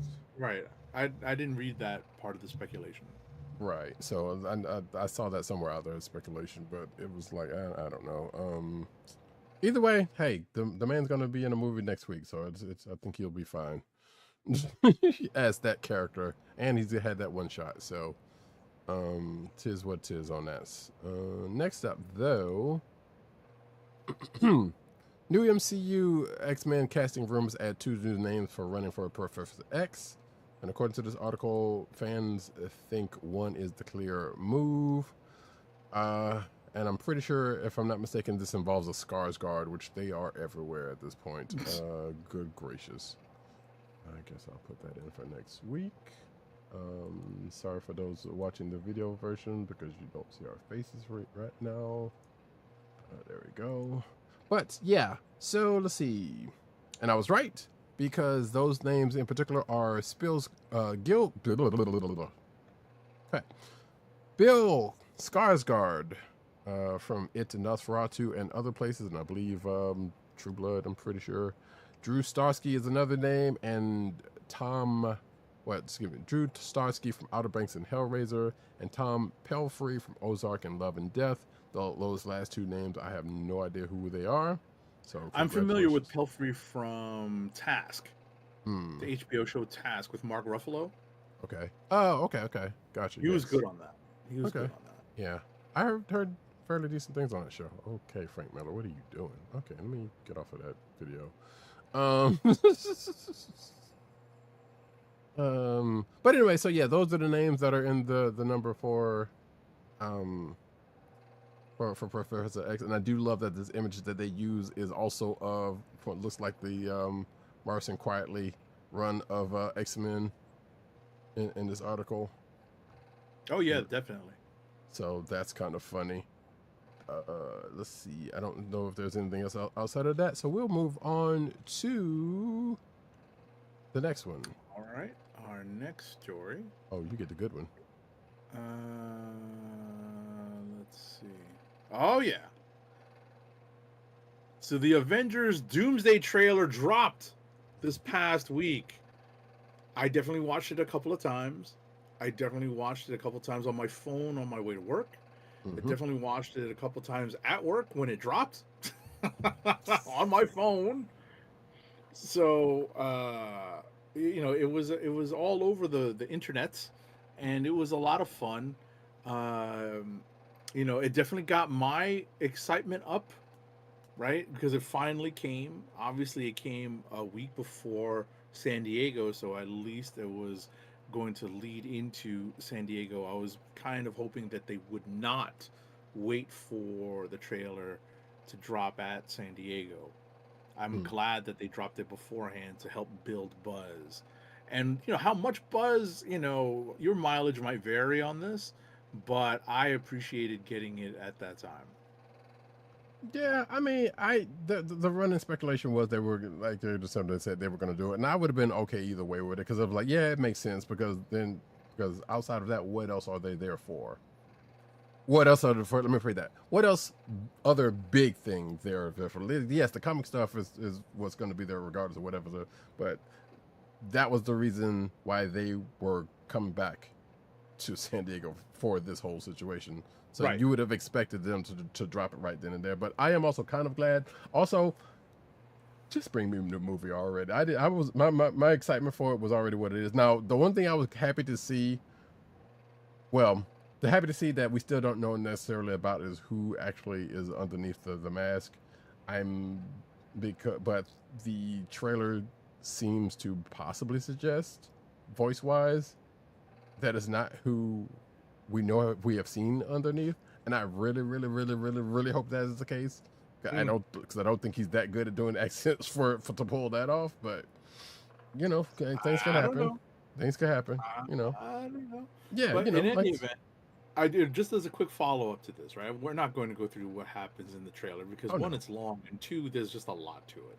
Yeah. But I will say that tickets went on sale for the premium showings, right? The quote unquote Infinity Vision showings for Doomsday because Dune, the movie, Dune 3, the movie, is taking up all the IMAX screens. So, what Marvel is doing is this Infinity Vision stuff that I know we have talked about in previous episodes in the lead up to this movie. So a lot of these Infinity Vision screenings have sold out or gotten very close to it. I went online a few hours too late, and I saw that the usual theater that I go to see these movies in for opening night was sold out. So hold on tight, folks. We're still going to be looking for tickets for opening night. So we're almost certainly still going to be in movie protocol for Doomsday in December, which is just crazy to talk about, at this point in July.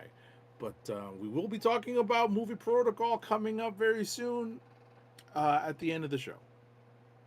Yes, indeed, indeed, as already been hinted about already. If folks did not catch, but to continue with the news, let's see.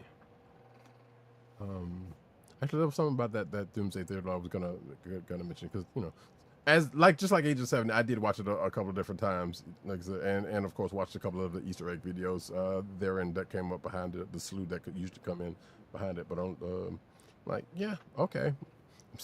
There's still some curiosity in what they are doing, even though Age of 70 and I and other people knows this is not a properly set up Secret Wars, but they use what they have.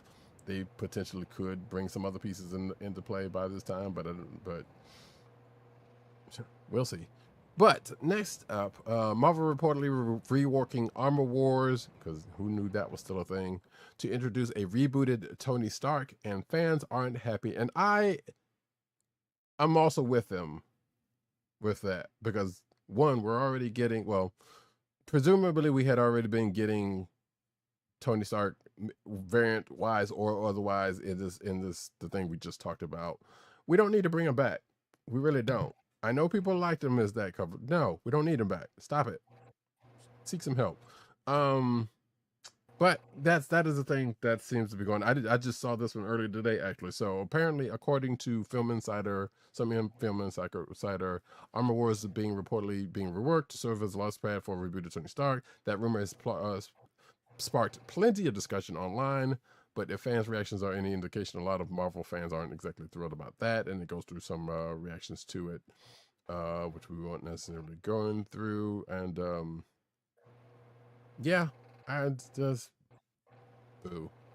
I still want to see that, but I don't need that part if they do that. Honestly, let Rhodey do whatever he's gonna do. Let Rhodey Armor Wars this up and see where he gets him in Tony's name, or at the very least. We don't need it. Next up, though. Alrighty, so Ryan Reynolds confirmed during a recent appearance at Fanatics Fest 2026 here in New York City that another Deadpool movie is coming, which would follow the box office success of 2024's Deadpool and Wolverine. Quote, he says there's a few really deep cuts that he thinks are missing behind the movies. Ryan Reynolds thinks there's a few deep cuts missing from some of the comics. There's certainly some stuff that he loved that Fabian Nicieza, co-creator of Deadpool, wrote that is incredible. Jerry Duggan, who was a friend, was an incredible comic writer. Reynolds said on stage via video shared on Twitter, there's stuff upcoming. There's eventually, remotely another Deadpool film. It's going to be great. I'm not that big of a Ryan Reynolds fan, as been noted on the show, but I do love the fact that he's skirted around the one other co-creator of Deadpool in this art in this thing. That's funny. That's quite funny. But also, actually, just reminded me, Von Gloom said earlier that they also hadn't seen that they still need to watch Deadpool and Wolverine. I'm like, yeah, that's the thing. Next up, though, Coleman Domingo and Robert O'Hara in talks to write an original live-action pick about Princess and the Frog Tiana. So, this is where I would say we don't necessarily need another live action adaptation of an animated thing, but this sounds like this is not going to be particularly that. But same of the same material sounds like. But yeah, see, per sources, the two-time Oscar nominee Will Copen, the feature with 2020 Tony-nominated slave pen director Robert O'Hara. It's still early days for the project, particularly as far as deals go. So we'll see how that works out, if it does. Next up. I did not know this. DC Studios has released the official trailer for Clayface, the standalone Batman villain movie starring Tom Rhys-Harris. The reveal comes ahead of Comic-Con, where the James Watkins directed movie is expected to show off more of its wares.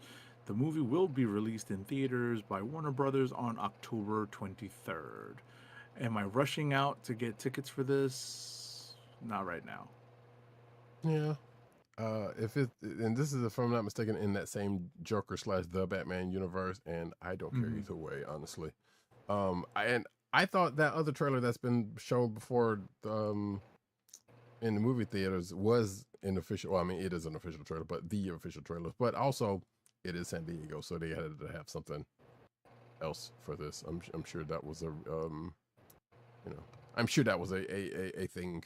So, but next up, Sinner's Star takes on radically different Roxy Rocket in Batman Caped Crusader Season 2, and that star is Wunmi Masako.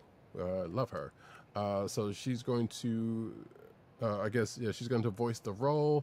This time it's going to be inspired by the Rocketeer and Commander Cody. I do not know this character, but also know that DC's got a lot of, DC got a lot of weird characters. So yeah, she's going to be the voice. James Tucker, apparently, according to this, explains the influences from Commander Cody to DC character Bullet Man, and also teases the presence of Joker, noting the silent film inspiration of this. Which, hey, by the way, we've already talked about Batman Caped Crusader Season 2 is coming up. But there's more news, slightly more news about that next up, which is... I'm disappointed they don't say Wunmi Mosaku from Loki. Yeah, well, there's probably a reason for that, but yeah, I also understand that. I understand why DC wouldn't do that, but yeah, the deadline shouldn't have had that issue. Right. Let's see, what is this? Oh, you might want to read the sheet for this one, actually. Yeah. So if you can't wait for Batman Caped Crusader Season 2, watch the first 5 episodes of Season 1 for free on youtube.com/Prime Video with daily episode drops starting now. Yeah. If you're watching the video version, you can see the first 2 episodes of Season 1 Batman Caped Crusader, which that's cool, actually. They said the first 5, but there's only 2 up here right now, so I guess... Yeah, there's 2 up there right now, so it's going to be happening over the next several weeks. So, there you go. Batman Caped Crusader was pretty good. It was a pretty good version. We talked about it on the show when it was airing. So, and Season 2 is coming up, so I'm pretty sure we'll be talking about that as well. So, there's your chance to check it out. If you don't have Prime, because if you got Prime, you can just go ahead and watch them all. Right. And apparently you can watch Masters of the Universe, which has already hit Prime. There we go, which I think was going to be one of the next ones coming up, but that's fine. I'm sorry to spoil it, folks. I didn't ring the spoiler bell. And that's fine. Mortal Kombat 2, however, gets HBO. Actually, I should have put it on this next one after this next one, but I didn't think about it. But Mortal Kombat 2 gets HBO Max streaming release date. That date is Saturday, July the 25th. So, in a couple of days of this recording, by the time you hear this on the audio, it will be on HBO Max. By the by. So if you didn't get a chance to watch it in the theaters, I don't blame you. but it wasn't a bad movie, so I'm not saying that because it was a bad Yeah, on movie. Max, right on Max, it's going to be Friday, July 24th. It'll be on cable. Oh wait, I'm HBO, sorry. You're right. You are July absolutely 25th. right. That's okay. Yes. It's a day. It's not that big a difference. Right. So it's really today. Yes. Well, as Later of, today. Right. Right. Yeah, as of I guess yes, because as of we finishing this recording. So either way, by the time you listen to this on audio, or if you're catching the video later on in the day, hey, it'll be out there for you. Next up, though, let's see. The Paramount Warner Brothers $110 billion merger has been put on hold by a judge. On Monday, a judge for the United States District Court for the Northern District of California granted the requests of multiple states for a temporary restraining order halting the merger of movie studios Warner Brothers Discovery and Paramount Skydance. 12 states' attorneys general, including California's, filed suit earlier this month to stop Paramount's acquisition of Warner Brothers, alleging that the merger would violate Section 7 of the Clayton Antitrust Act of 1914. According to the suit, the merger would lessen competition in film distribution, anticipated blockbuster film distribution, and licensing cable TV channels. The 14-day TRO hold on the Paramount Warner Brothers merger lets the court consider a ruling on a preliminary injunction, which would block the merger while litigation plays out. God, stupid Xbox ad. Sure, let's move past that very quickly. Okay, there we go. And yes, the as aforementioned story that Agent 70 mentioned, Masters of the Universe is on Prime Video this week. As of right, Which is crazy. Mm-hmm. According to the article, it did say, yeah, that wraps a 47-day theatrical to streaming window. So, if you, like me, didn't get a chance to check it out in the theaters, hey, it's out there. Like I told Agent 70 before the show, I almost watched it before the show. If I hadn't done other things, I would have absolutely watched it before the show and said something. So therein lies that. Von Gloom in the chat. What up, Von Gloom? Hopefully work's still going well. Completely forgot about MK2. Yeah, I would say that about the first one. Actually, now you can watch them both back to back. So if you choose, and notice the stark differences between the two. Right. I think you'll have more fun with Motu. Yeah. Yeah, it says Masters of the Universe came to stream. Yeah. That's the whole thing. I mean, you could say things about that, but I don't think that's really an issue that some people would bring up. Like, yeah, that's fast. That means it wasn't any good. I mean, that doesn't necessarily mean that. I know I haven't seen anybody say anything totally negative about it. Even Agent 70 has said, said he had a good time with it or something around that time. Yeah, it was fun. So, and that's pretty much the most you could ask for a Masters of the Universe movie. And like I said, I hadn't seen too many other people say anything outside of that. So yeah, that's you a plus. could definitely tell there was a good spirit behind the movie. Right. It has a heart. So right. And again, coming from the freaking Dolph Lundgren version of the movie, you could get that much worse. I'm just saying. Even though that I still weirdly love that stupid movie for weird reasons. It's not a good movie in any stretch, but it has a weird shrunken place in my heart. Next up, though, RoboCop reboots series set at Prime Video. Thank you for your cooperation. Amazon Prime Video has officially picked up a series version of RoboCop. Variety has learned. Prime Video has given the show an 8-episode order. The project has been in development since Amazon acquired MGM in 2022, with Amazon looking to capitalize on their access to MGM's deep IP library for both films and television projects. Per the official logline, stop me if you've heard this one. I'm pretty sure you have. A giant tech conglomerate convinces the city to place a powerful robot on its police force. A robot implanted with the consciousness of a beloved fallen officer. I feel like the original log line for the original movie was way better than this, but yes, you get the gist. Who hasn't seen RoboCop, any version of RoboCop at this point? Even that stupid cable TV version was probably halfway decent. And actually, I think that was a Canadian made joint, so I shouldn't, whatever. Either way, that's the thing that's coming. I don't know if we get a date to this. It just goes through timeline type situation. Yeah, I don't see a date on it, so you'll find out when we find out when that happens. Next up, I guess this is no, this is not. Go ahead. No, yeah. Actor Gary Chalk reported on Wednesday that his cancer is in full remission. Yay! He added that he's going back to work and starting on a new live-action show in 10 days, about 10 days, which will be announced at a later date.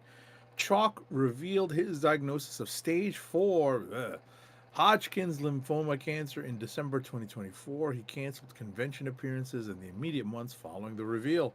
Chalk is well known as the voice of Optimus Primal in Beast Wars / Beast Machines and Optimus Prime, and Transformers Armada, Transformers Energon, and Transformers Cybertron.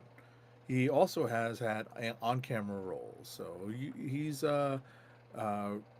relatively, he's definitely a working actor. Oh yeah, he kept jobs, and I think is so. Yeah, this was so this is a story from back in February, but I saw somebody talk about this on social media in the last couple of days. I was like, oh yeah, let me see what's going on with that. But yeah, but this article's kind of old, but still, the news is good. That's the big part about it.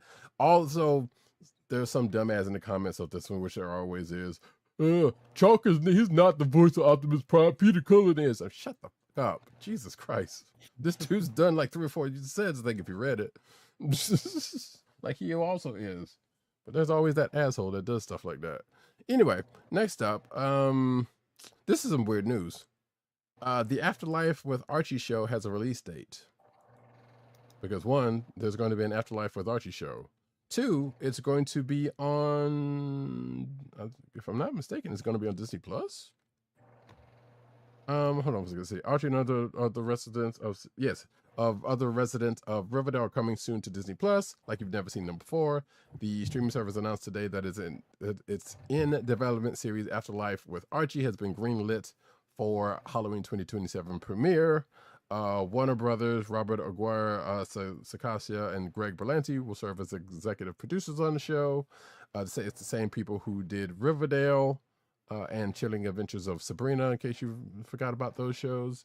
The new series will adapt the 2013 comic of the same name, created by Aguirre, Sacasa, and Francesco Francavilla, who had been out there recently talking, I think, with images from that stuff. And of course, if you know the series or if you know Archie comics, you kind of know what's going on here. In a way, don't necessarily, but if you want to read about it, that's in the show notes. Next up, in the sad news of the week, this was awful, terrible news when I saw this pop up on my social media feed. Just awful news. Kaylee Hoddle, the deaf actor best known for her starring role in 2 Godzilla films, these are the legendary movies, died in a car crash in Maryland early Tuesday morning, reported by, as stated by the Frederick County Sheriff's Office. She was, according to her father, only 18. Hoddle was one of 2 passengers in the car when it went off the road and hit a culvert in Eamsville before 3 a.m. The driver was taken to a local hospital with non-life-threatening injuries, and the other passenger declined medical treatment.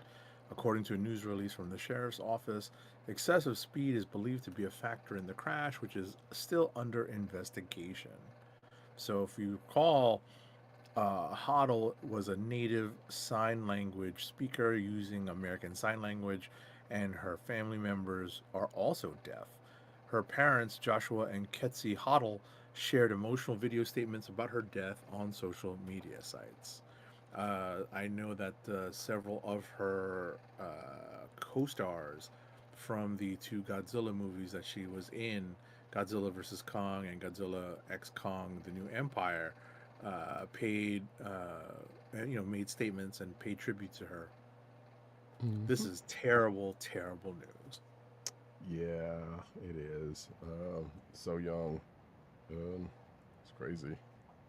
And yeah, and the story. Well, what Agent 7 just mentioned about her coworkers. The condolences is also attached to the show notes underneath the article. If anybody wants to check that out. Next up, though, we're going to get to the one piece of anime manga news that we have.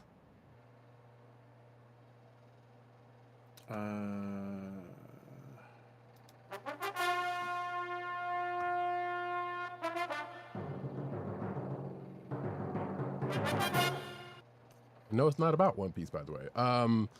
In Hyphen and Dark Moon unleash vampires on San Diego. So let's see. In Hyphen, which, yeah, I don't know. I'm assuming this is a boy K-pop group, and it is. K-pop boy band In Hyphen will be at San Diego Comic-Con, giving attendees a chance to see the group at a panel, attend a vampire-themed after-hours event, and participate in immersive exhibits and interactive events at the official Dark Moon booth at the show. It technically has nothing to do with anime or manga, but you know what? We're just going to shoehorn that right then and there before we get to other related K-pop stuff that we'll talk about in the toy section. But yeah, yeah, that's going on right now. So have at it, folks. Who's going to be there? Next up, we get into some comic book news. So we have a preview of Archie #1 from Oni Press. This is going to come out on September 2nd, 2026 with a cover price of $4.99, 40 pages, full color. Yeah, this is the first issue of 2026 Milestone Publishing Initiative for Archie, moving over to, or being published by Oni Press. Right. Which is still a weird ass thing. Like Archie Comics is still doing stuff, but they're doing more reprints of their old stuff, and they kind of handle some of their newer stuff. They're handling newer stuff to Oni Press. It's weird. But still kind of involved with this office, obviously. So, next up, though, Christian Ward signs deal with Oni Press for 3 creator-owned comics. Let's see. One of which is going to be called The Future, according to this. No, excuse me, The Forever Home. Let's see. And there's some preview pages of that. This article is not necessarily easily read here. It's a lot of text, but well, not surprising, but let's see. I don't know if it talks about the other 2, but yeah, The Forever Home is one of them. And once again, you can see preview pages, and that's the only one it talks about. So I guess that's the first one that's going to be out the gate, and the other 2 are coming at some point. Next up. Good for him, by the way. Alrighty. SDCC 2026 Stage Tour Comic One-Shot and Game Demo make a stop at San Diego. So this is Guitar. Oh my gosh. So Stage Tour is a spiritual successor to Guitar Hero. The Beat has a preview of a special one-shot comic being offered at San Diego Comic-Con 2026 and some of the songs that will be available to play. This is being published by Dark Horse. Okay, that's pretty cool. Yeah, and it's made by the people who made Guitar Hero. So it's Red Octane. So I've been peeping that out because I think they've been talking about it it's been talked about for the last like six months, for the last few months, basically. Right. So attendees visiting San Diego Comic-Con will have the opportunity to experience Stage Tour, the game, for themselves, heading over to booth 2834 to be one of the first to go hands-on with the latest closed alpha build, playable on custom-built arcade cabinets developed in partnership with Paradox Arcades. The playable demo will feature a selection of previously announced songs while showcasing the latest gameplay refinements shaped by feedback and the growing community of closed alpha testers. Wow. Yeah. So if you didn't get if you were having an itching for you know, A rhythm game, yeah. well, not only just a rhythm game, but a rhythm game with actual plastic guitar instruments, they're back, baby. Especially since I forgot what the name of the Harmonix got bought by Epic, and they're not doing Fuser or Rock Band or anything like that anymore, which kind of sucks. Fuser was such a great game. More people should have played it. But anyway, yeah. So yeah, we're gonna get another Guitar Hero media. We're gonna cross media thing with this one shot. Man, I remember playing Guitar Hero. Mm-hmm. Yep. I did play actually. I think I played like one of them. I think I played 3 or something. But therein lies that. So yeah. But now we get a new one for. Listen, for I now. even played DJ Hero on the Wii. Oh, I still got my right behind me. I still have my DJ Hero thing. So yeah. Wait, you played on the Wii? Interesting. Mm-hmm. So, which I know they did do that version of it. Man, I need to break out the thing because I would love to play again. That was also a good game. Good soundtrack too. You can get your hands on it, which I did. Either way, actually I need to put that one in for next week as we go to the next story with. Pardon me for a second. There we go. Oops, y'all don't need to see that. Red Sonja Goes to Space in Barbarella crossover, which I could have sworn they had done one before. But Dynamite has revealed Red Sonja Barbarella, a crossover series teaming up the iconic red-headed barbarian with a similarly iconic French sci-fi heroine this November. Writer Homero Rios and artist Diego Yapper, who previously worked together on Rome Eternal, will reunite on the comic, which will see the two women meeting unexpectedly across time and space, while Barbarella pursues, quote, a mysterious black mirror tied to her past. And Sonja is trying to rescue an oracle, quote, whose fate seems already written in prophecy. So if you're watching the video version, you can see, I guess, the cover or a cover with Red Sonja in a possible thing for being out in space, outfit for being out in space, but you know. Let's see. Does it say? So you got some cover stuff here. Variant covers. Like that's not how space works. But Exactly. I get exactly. It. I mean, you know, someone had made Levy some similar things with Supergirl for a point or two, but you know what? Hey, it's at least with that one you could see that happening. Also, wait a minute. The character still thing. Fonda. Apparently, there's going to be a new film directed by Edgar Wright and oh my God, Sydney Sweeney. From 2023. I don't know. I'm assuming that didn't happen. But okay. Sydney Sweeney is everywhere. Oh shoot, including something I forgot to pull for the show, but that's fine. It'll be fine. Yeah, we'll talk about that next week. Next up, though, Dynamite Entertainment has announced that Greg Pak will be the new writer for ThunderCats as the series enters a new story arc and introduces a new character. Pak will take over as the lead writer on ThunderCats, working with artist David Cousins to usher in a new era and launch a new character. So this cover is interesting. It's obviously this is the cover, not maybe possibly not the art style in the interior. Mm-hmm. But if you're watching the video version, you'll notice there are some potentially not cats in the picture. Yeah, and some costume changes as well. Yes, indeed. Indeed. So curious. Curious. Although this says, oh, you know what? I thought this said 25. So I guess they're going to end this version at 25 and then just reboot it or renumber it. Because but I thought it was going to. I thought he was taking over at 25. I thought I saw something else that said as much, but right. So this is the first issue post the Silverhawks crossover. Mm-hmm. Yep. So after that whole thing is finished, and I guess in the next couple of issues or how many of the other issues of ThunderCats there is left, yeah, just gonna do this. Wait. So I'm looking for a date. Did it say a date? It did not. It did not. Yeah. And of course, blind bags. Of course. Because we can't escape that, apparently. But it kind of goes into a little bit of what's going on here. We'll get to that when we get to that, surely. And yes, Von Gloom, Red Sonja in space. Go, because you got to do it. Next up, though, Mighty Morphin Power Rangers confirms the new Rita's true identity. This is a spoiler for Mighty Morphin Power Rangers #2. Neither one of us is reading it, so that's fine. But if you are, maybe tune out for a second. I don't know.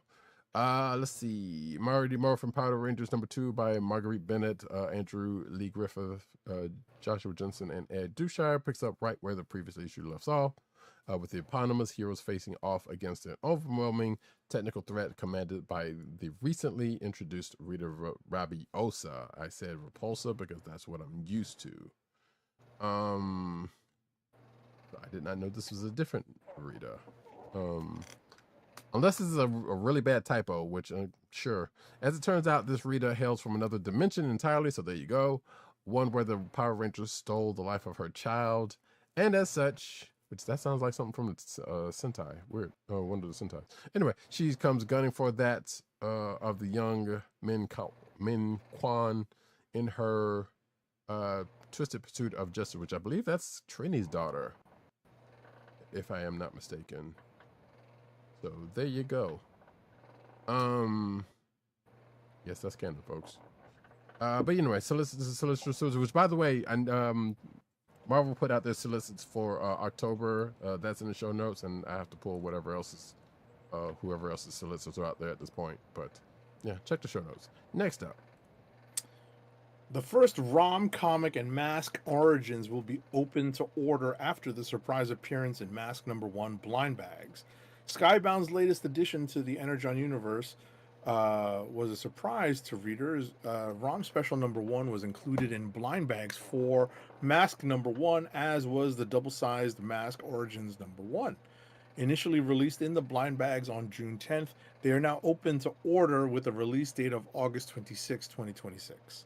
So, yeah, ROM is being integrated into the Energon universe. That's why we're not getting any more ROM Marvel comics. But we at least got a ROM Marvel version, Marvel Legends, at least. Thank goodness. Right. And if you think about back to a book that I talked about earlier in the show. Yeah, right. Hint. That is a book that Roddykat talked about that is definitely entwined in the Energon universe. Yeah, indeed. Von Gloom says, you know what? I'm gonna skip that Red Sonja part because come on, man, comics, it's crazy out there like that. But going back to the Thundercats thing, Lionel looks jacked. Yeah, it's creatine in his catnip. Hey, Oh no. I mean, given where he is right now, and he's been shrunken by Copper Kid, which I'm still baffled about how that happened. Maybe when he goes back, maybe he grabs the sword again, and that's what brings him back. I wouldn't be surprised if that's how to do it. That'd be real funny. And the Sword of Omens brings him back to his full stature, but more jacked or something. I don't know. Or probably won't even have anything to do with that. We'll see. DC's mega hit Absolute Batman is changing after 25. Maybe this is what I was thinking about with the 25. As the series switches from developing everything to letting these pieces really clash and interact and grow, says Scott Snyder. So, yeah. Let's see. According to Absolute Batman writer Scott Snyder, the momentum is only going to build from here. The writer is looking ahead at the road to Absolute Batman 50, and he promises that we aren't prepared for what's to come. Quote, we go for real density.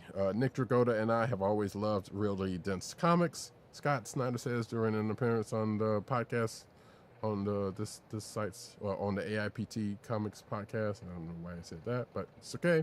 We're both really big manga fans, and that has this real kinetic driving storytelling where there's nothing but red meat. That's the description. It goes on from there. I'm not going to read on the rest of this, but there's another quote that keeps going on here. Basically, it's up until 11 because it's bigger than 10.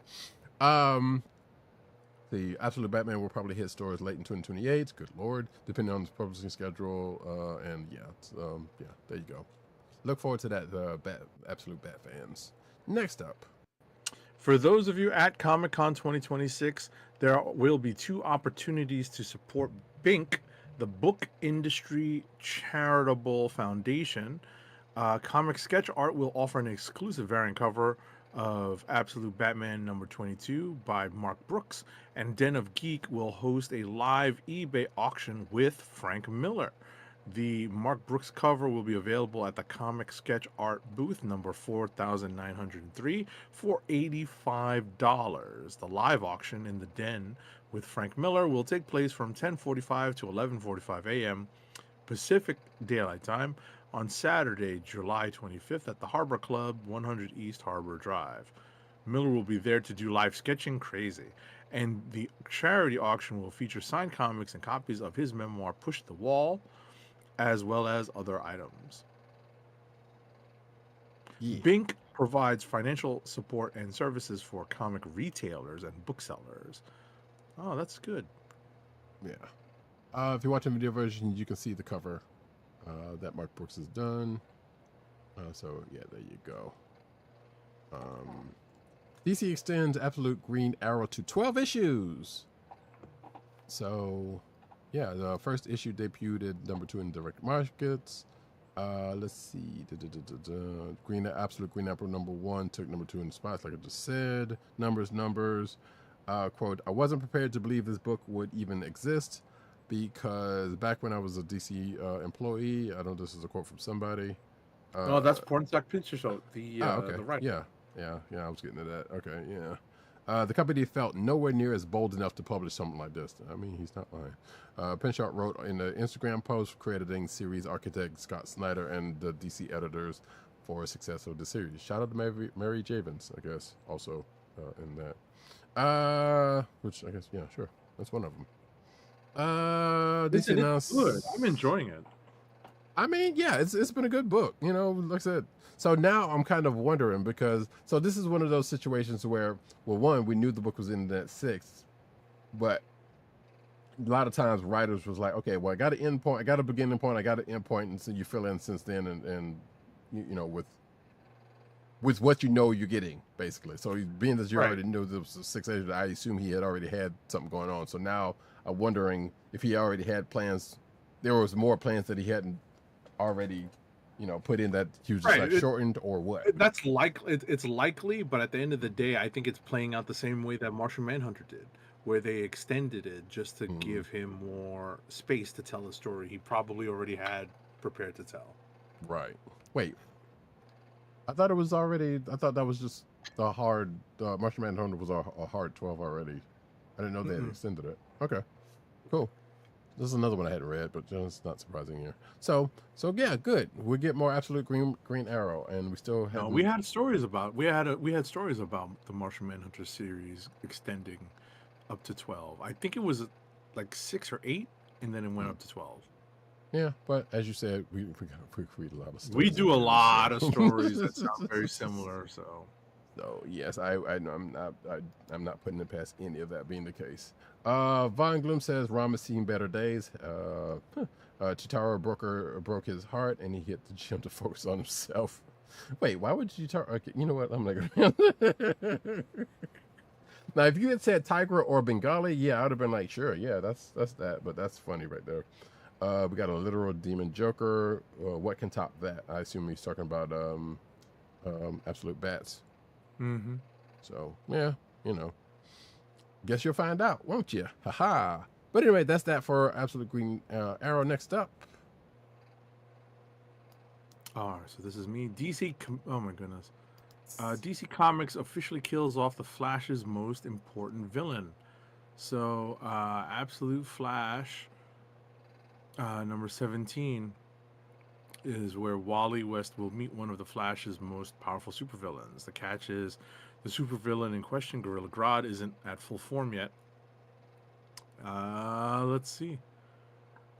So there's a twist here, and that's kind of spoilery here, folks. If you're watching the video version, you can see the cover. Yeah. Yeah, Grodd has seen better days. Mm-hmm. Looking a little Smeagol, some would say. But, yeah. I would have used the other name, but I don't necessarily have to. Y'all know. Next up, though, Stephanie Williams rewrites Wonder Woman's DC Comics history again. Let's see. Stephanie Williams reshapes Wonder Woman history in issue number 35, revealing a new way to reconcile Diana and Hippolyta. I have that name right in my head, but when it just doesn't always come out. So yeah, this is basically talking about the current goings on in Wonder Woman, including, I guess this might be a spoiler for folks, the image that I just passed by. They're in. Also, the self-same image that kind of had me curious to read what's going on in that book, but you know, there's a lot, and I need to get to Absolute first before I come back on this one. But yeah, things going on. Stephanie Williams is writing some more stuff. I know there has been a call out there by a notable person out there on Twitter to actually put her on the book full time. And I would say, yeah, let her do her thing.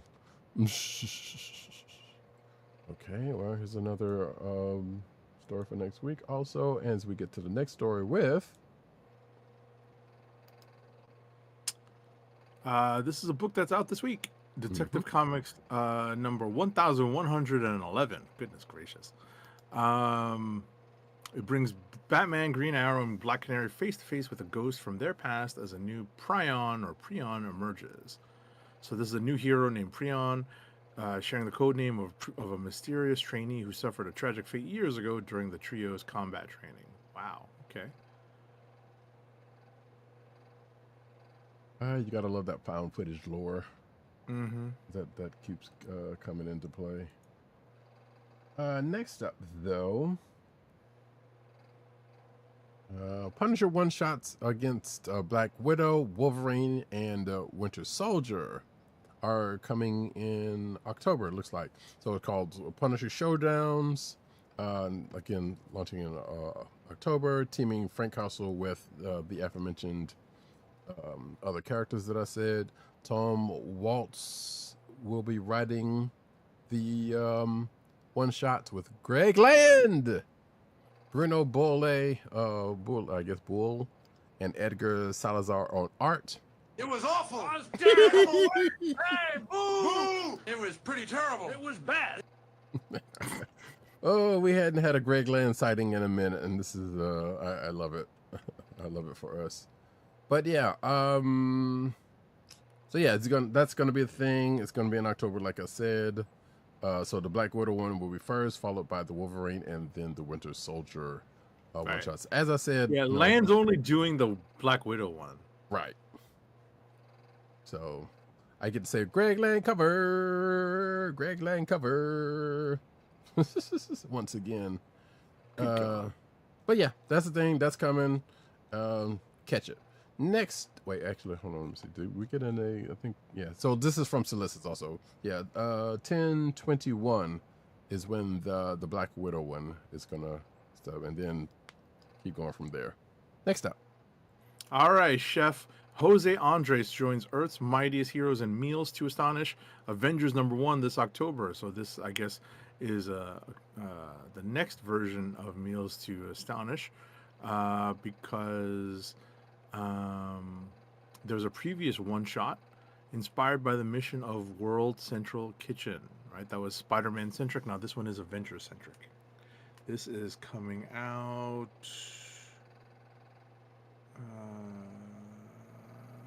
October 14th. Get your pre-orders in now. Yeah, somehow we should have seen this coming, and yet we didn't. But I'm actually kind of glad for it, because depending on who's writing it, and I can't remember if Steve Orlando wrote that last one, but that Spider one was actually kind of fun. Yeah, no, it was. Definitely was. So, cool. Next up, Maximum X-Men assembled to fill the void left by the Avengers in the aftermath of Armageddon, even though we're getting an Avengers team there. Let's see. So at the Marvel Comics Avengers Armageddon panel at San Diego Comic-Con, superstar writer Chip Zdarsky shed light on, obviously this is a Marvel.com article, so you got to take things for what they are. Shed light on the era that follows Avengers Armageddon, including his upcoming Avengers run with Marco Checchetto, where the Avengers are left to pick up the pieces of a shattered world that turns against them. You know, much like X-Men style. As the Avengers take time to regroup, an all-new X-Men team rises to take their place as Earth's mightiest heroes in Maximum X-Men, a new ongoing series by acclaimed writer Christopher Yost, returning to the X-Men after his acclaimed work on the franchise in 2010, and artist Tony S. Daniel, who recently made his own return to the world of X in Jed McKay's X-Men, the current run. So yeah, together the two X-Men veterans introduce an all new, all different, kind of X-Men team as Storm, fresh off of her stint with the Avengers, recruits a lineup of all-star mutant heroes, including X-Men mainstays and a pair of iconic mutant Avengers to confront global threats no other team is equipped to deal with, beginning with nothing less than a relentless interdimensional invasion. Both creators joined the panel. It goes on from there because there was a panel, and it goes on from there. Here's the cover. Here's the team. Yay, Firestorm. So Firestar. Firestar, excuse me. Yes, Firestorm is a wholly different French company. So yes, if you're watching the video version, you can see the team, and it's Storm, Firestar, Bishop. That what's that? Gambit. That's Justice. No, that's Gambit. No, it's Justice. Is it? Look at the roster that you know what? just Yes, read. that would make sense. Okay. So it's yes. basically the Kurt Busiek, George Perez Avengers, because it's a bunch of core X-Men characters and Justice and Firestar. Right. And we also have Wolverine, Psylocke, Colossus, and Iceman to round out the team. So stacked crew. Right. Man, I was about to say, was I wrong? No, I definitely wasn't. You were not. It's the Busiek Perez Avengers again. That's wild. But you could kind of see why I said why it kind of like. Oh no, absolutely, because I thought it was Gambit as well when I first looked at it. I was like, oh, that's some tough art. Right. But you have to look at the roster. Mm-hmm. Right. Yeah. Like you just read the roster, and I was like, no, it's Justice. Well, no, I actually just kind of skipped back down. I'm looking at the. Oh, you skipped. Oh, my bad. Yeah. No, yeah. I'm just looking directly at the cover. But yes, it is right there. That's, man. Where the hell has Justice been? Freaking Vance Astro. That's wild. But yeah, that goes on sale December the 2nd. So I'm sure we'll be sure to at the very least talk about that. We're almost certainly going to talk about that. Yeah, and sounds like their first challenge is from the negative zone, and it's Annihilus. Wait, is this Annihilus again, or something far, far worse? Dun dun dun. Next up. I mean, listen, at the end of the day, Marvel has not had the best luck with a third kind of main line X title. Right. So we'll see how long it lasts, because there's Uncanny, there is Adjectiveless, and now we have a third title. So we'll see how long this particular third title goes. And not only that, but so is this technically an X team, or is it technically an Avengers team, or is this just like just a weird version of the Unity, the Unity Avengers? It doesn't have to be a Unity team, because I know, but I'm just saying. But you get why I'm saying that. I get it. I get it. It's much more like an astonishing team. It's like that third title where you have to see if they're going to be massive crossovers. Listen, as a longtime X-Men collector, I'm looking at this like, one, that's a powerhouse team, right? That's a very classic looking team with two additions who are familiar to X-Men readers, right? To longtime X-Men readers. So I think that this could have some legs because of the composition of the team. We're not dealing with any of the newer characters. We're not dealing with any of the younger characters. These are like straight up like characters that are familiar to most X-Men readers. So I'm wondering if maybe this will have a little bit of uh, staying power, but maybe similar to the Astonishing run, where it was a similar setup, and it just sort of petered out after a while. Right. And the fact that actually half of this team have been Avengers is a little bit of extra icing on this one. Oh yeah. So, actually, I'm get surprised they didn't pull Beast in on this one, but I guess there might be a reason for that. I don't know. Yes, Von Gloom, they are missing Spider-Man to complete the Amazing Friends for this. Yeah, they are. I'm sure he'll probably show up. I wouldn't be surprised. Sure. Especially now with Angelica and Bobby working together on this team. Mm-hmm. So, So, alrighty, next up. Tomb of Apocalypse. Number 1, we got a preview that sends Wolverine and Jubilee on a relic hunting quest. So this is a first look at the upcoming issue of Tomb of Apocalypse by Ashley Allen and Domenico Carbone. This is on sale August 26th. This is not that far away. Don't have a price point. It's probably going to be what it's comic book priced. I can't imagine it not being. But yeah, that's a thing. Next up, hey folks, you remember we talked about last week that that Wolverine game's getting a prequel comic that is being passed around, that's being given out at San Diego as we probably speak, or no, actually, yeah, as we probably speak, because it is a few hours behind us. Well, guess what? Excuse me. If you are on Marvel Unlimited, not a sponsor, just a resource, you can read that book right now. And I would not be surprised, actually, if there's not a code floating around, or will be floating around, to get into Marvel Unlimited for a month or so during the course of this week. I would not be surprised, but I have not seen one, so you'll see. But yeah, it's out there, folks, so you can look at it. It's not a physical copy, but at least you can read it to see what was going on with it. Next up. All right, Marvel Tokon Fighting Souls official opening movie trailer has been released. You can watch that. Remember, the game is coming to PS5 and PC on August 6th, 2026. Can't wait. And actually, this, as we speak, I believe the open beta is running, because that is this weekend, if I'm not mistaken. So you too can try this out. If you're within the sound of my voice, within the next 2 days of this of San Diego Comic-Con, yeah, go download the beta and check it out if you're so inclined to do so.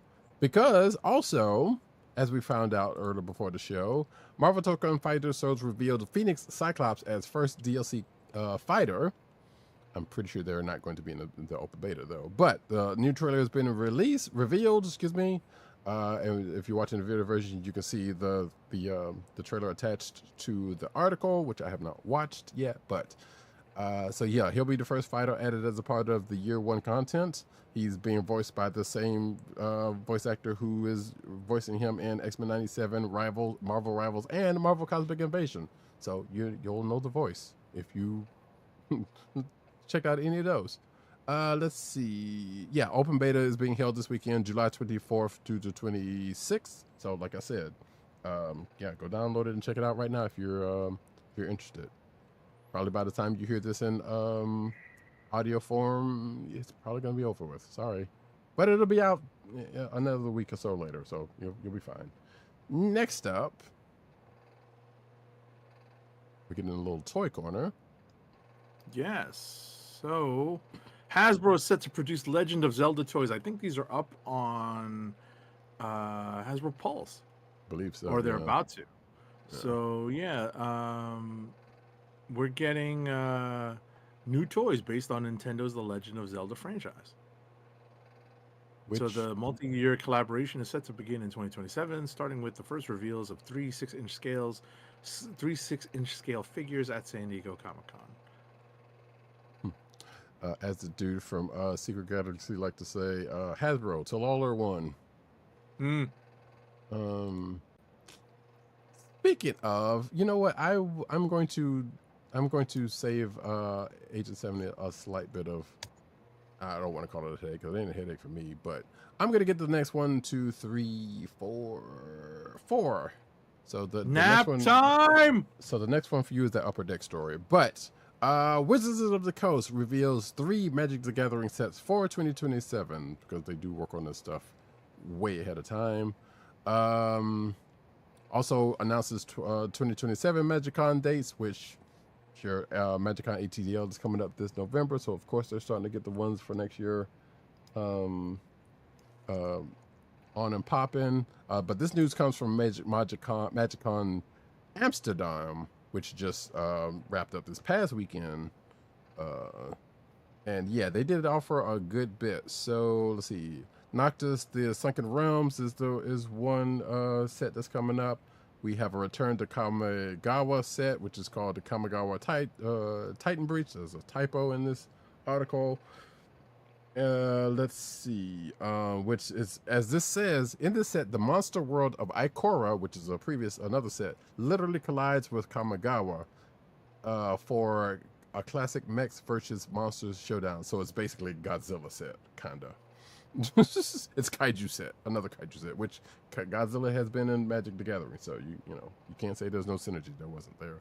The set, according to this, the set has a very Attack on Titan meets BattleTech flavor to it also, according to this article, which okay, and it heads to retail on June 4th, 2027. And the last premiere set was Zalfir.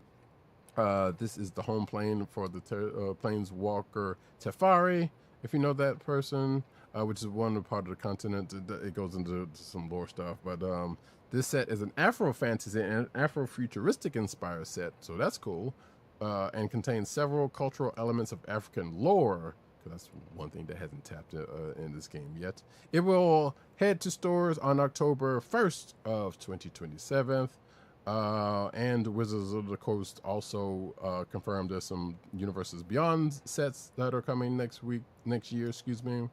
And also has the dates for MagicCon, which takes us into the next story of Wizard of the Coast announces new Secret Lair Marvels drop, and that is out there right now because I saw it probably about a few days ago. So basically, what Secret Lairs are they take this set like 4 or 5 cards, put new art on them, and set them as a separate thing. Sometimes time limited, sometimes first come first serve. They're working on some things, but there's a Marvel set with some of the stuff from the Marvel set. You can see, if you're watching the video version, you can see all the cards put together. And like I said, that's out there right now, so you can go check that out right now. Also, Stardew Valley is going to have crossover with Magic the Gathering with a super drop of the Midnight Jellies. So there's going to be Stardew Valley art cards, with cards, with art and whatnot there. And this was also announced at MagicCon. It arrives on July the 27th, so just a couple of days from now at noon, which is normally when they do those Secret Lair stuff. It's going to be foil and non-foil sets, just like that last one I mentioned, but that I forgot to mention. But yeah, so you can see some of the cards there in that super drop if you're interested in. I know there are Stardew Valley fans out there. And also, last but not least, Wizards of the Coast announces an upcoming Magic the Gathering Secret Lair for Masters of the Universe super drop. So yeah, as well as the aforementioned Stardew Valley. The Hobbit set is the next set that's coming up, and talked about the last one. And there's a Hatsune Miku Commander deck. Never thought I'd hear those words coming up, but I know there was a Hatsune Miku set, Secret Lair set, so that's not surprising either. But yeah, So the Masters of the Universe sets is Super Drop is doesn't I don't see it. Oh, here we go. September 14th. That's when that's of this year. That's when that's going to drop. The Hatsune Miku Commander deck is going to be July 27th. No, that's not. That's for the Stars Doo Valley set. But the Hatsune Miku Commander deck is going to be August 10th of this year. There we go. There's also going to be a Lo-Fi Girl drop and 3 artist drops headed on September 1st. Again, like I said, the Hobbit set is the next set that is going to come out, and that's going to be there's going to be a super drop for that on August 14th, and I think the set drops sometime in August as well. I can't remember when, but yeah, cards are coming out, folks. Stuff is coming. They're shipping out a whole new door. And with that, we go to the next article, which is... Speaking of cards, but of a different flavor, Upper Deck San Diego Comic-Con exclusive Absolute DC trading cards. Upper Deck brings a San Diego Comic-Con exclusive Absolute Universe trading card set, headlined by Absolute Batman. Each SDCC pack includes the full 15-card base set plus 1 parallel with Omega Rainbow parallels numbered to 26. DC's booth also spotlights Absolute Batman, Absolute Superman, Absolute Wonder Woman, and more with foil variants. Absolute Batman co-creator Scott Snyder joins DC's Absolute Universe panel, fueling buzz around the SDCC exclusive. Y'all know what I'm about to say. I kind of wish I could get my hands on those. I mean, I'd like to see them at the very least. I mean, you see some of them in this article, but I'd like to have my hands on them. They're not like a game, but hey, it's trading cards. They look cool. They look all right. But yeah, so good on anybody who gets those. Next up, Playmates announces new Power Rangers Zeo Gold Ranger figure. It's going to be 6 inches, 22 points of articulation, and will be a Walmart exclusive figure that is live now, actually. Excuse me, will be live at 10 a.m. Eastern on July the 24th, which is pretty much the day after this, the day we're on as we're recording at this moment. And it'll be basically it's $20, $19.97. Teasing more Zeo releases ahead. You can see some of those in the video version right there. Next up, Bandai Hobby will release 6 new Gundam Assemble products into retail in 2027. In February 2027, Bandai will release Expansion Pack 06 and Expansion Pack 07. 06 comes with Mighty Strike Freedom Gundam and Infinite Justice Gundam Type 2 miniatures. Expansion Pack 7 will showcase G-Quax, G-Fred, and Red Gundam miniatures. Each of these packs retail for $40. So these are miniatures. So they're a game actually, because if you get the deluxe sets, it comes with multiple miniature scenario content, 2 game maps, paper terrain, dice, a handbook, and simple rules chart. It will retail for $170. That's expansion pack number 9. So yeah, expansion pack number 8 is also going to be similar, but it's going to be half the price, roughly $55. and I believe this is for the Gundam card game, because you can play with miniatures with that game or without, but I believe that is a part of this, or that this is a part of that. But wait, there's more. Gunpla figures and various other products from Mobile Suit Gundam GX X Zark 7. I almost said Zero Zark 7. I was going to be real sad. 7 Zark 7! We miss you! I was going to be real sad about that. But HG's Gundam Zero, Metal Robot Spirits, Gundam Venus, and more. So yeah, these are actual Gunpla kits. So yeah, high grade. I think that is what that is. Yeah, high grade 1/1 to 4 Gundam Zero. If you're watching the video version, you can see that. So let's see. There's that one. There is Metal Robot Spirits Side MS Gundam Zero. They all look like the RX-7 in one way, shape, or form, but that's that's not fair. But that is a standard color scheme for Gundam. So, but it's a 6-inch Gundam Universe series, and it's a dice cast action figure. for that one from Tamashii Nations, or will be at Tamashii Nation, and then there'll be other toys, including an SD Gundam, and there's of course more cards for the Gundam card game, featuring those cards, featuring those Gundams, and more stuff. Because I think that is the new series that was just announced at San Diego Comic-Con, to which I totally forgot to get the thing for, but that seems likely that's the case. But we heard about this again, so it's fine. Next up, following the success of K-pop Demon Hunters, Vans collaborated with Netflix, and back in December, the two have teamed up once again for the Golden Collection, featuring an all-new line of shoes and apparel featuring themes and characters from the multi-award-winning global phenomenon. There's some pretty cool things here. Vans shoes, Vans shirts, all different colors and styles, and that's pretty cool. Mm-hmm. The K-pop Demon Hunters Vans Golden Collection will be available at select Vans retail stores on Friday, July. So it's already available on Friday, July 17th, and online at Vans.com on Monday, July 20th. For more, visit Vans.com/K-pop Demon Hunters. Right. So yeah, if you're watching the video version, you can see the shirts, and you can see the. When was the last time you wore a pair of Vans, if ever? Ever? No, never. Yeah, same. I hear they're comfortable. I don't know. Listen, they're comfortable. My understanding is that they're popular with some people. So right, like skater I shoes. know Kevin basically. Smith is a fan. What's that? Like skater shoes. Yeah. Also, skater folk Definitely, also like definitely. Vans. So yeah. But yeah, I have also heard that. Like they're very, very comfortable. Well, and it's also the Derpy Tiger slip-on. Looks like that's right there. If you're watching the video version. Yeah, and I should have moved either this one or the very last article, but you'll understand why later. Mattel's new K-pop Demon Hunters dolls sing Golden, and not the Jill Scott version, and sport iconic outfits from the film. So yeah, this collection includes a Jinnu doll, and 6 Huntress inspired figures who also sing.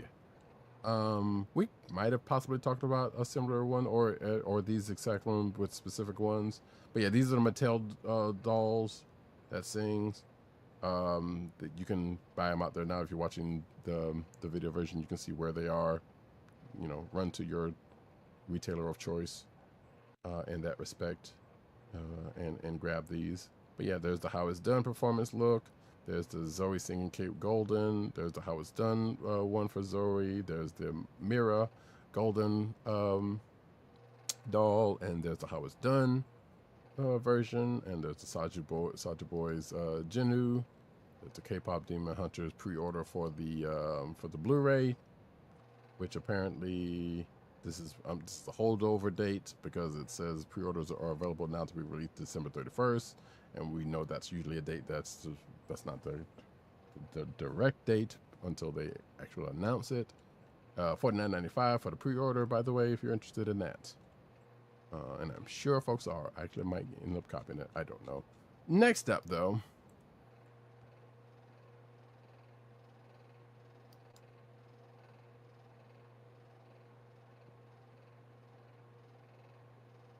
Jada Toys Scooby-Doo Wave 2 photos and info.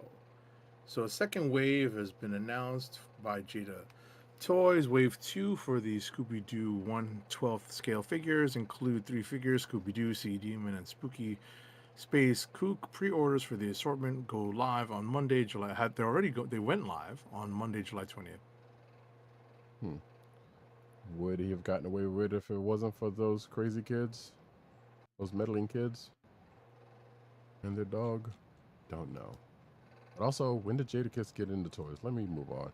Lego unveils the X-Files 1,478 piece set, featuring Mulder and Scully minifigures.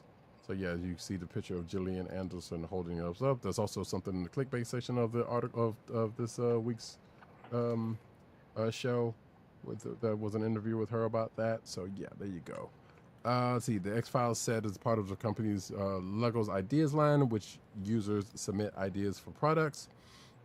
Let's see. It includes a detailed replica of Mulder's office, along with a forest clearing scene and a hovering UFO, and minifigures, as I said, for Fox Mulder's, Dana Scully, Walter Skinner, Mr. X, Alex Krasik, Carl Bush, the Flukeman and the Great Alien, etc., etc. The truth is out there, all of that, and all of that.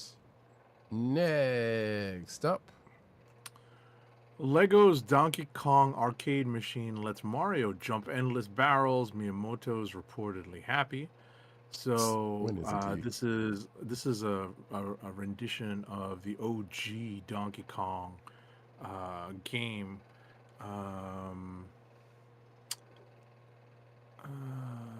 Let's see. This is actually pretty cool. So it doesn't play quite like Donkey Kong, of course. Jumpman, the character that would be renamed Mario, can never reach the top under his own power, but like Lego's $230 pinball machine, it does contain a basic, fully functional game. There's a working joystick to move Mario left and right a bit, and a button to make him leap. Throw a lever and you'll release one of an endless series of barrels for him to jump. I remember playing this game. Oh yeah, like the original. Oh, Donkey Kong, yeah. Oh yeah, no doubt. It's a great game, still is.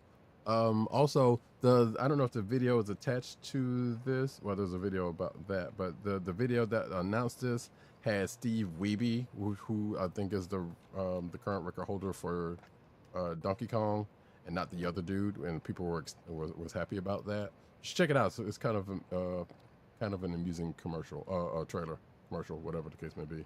And also, people were talking about the price of this being in relation to that Lego pinball game, saying, I guess this is like a way better, cheaper price than that whole thing was, or something. I don't know. Regardless, that's the thing. Lego people, yeah. So yeah, it's going to be released August 1st for $200 here in the States.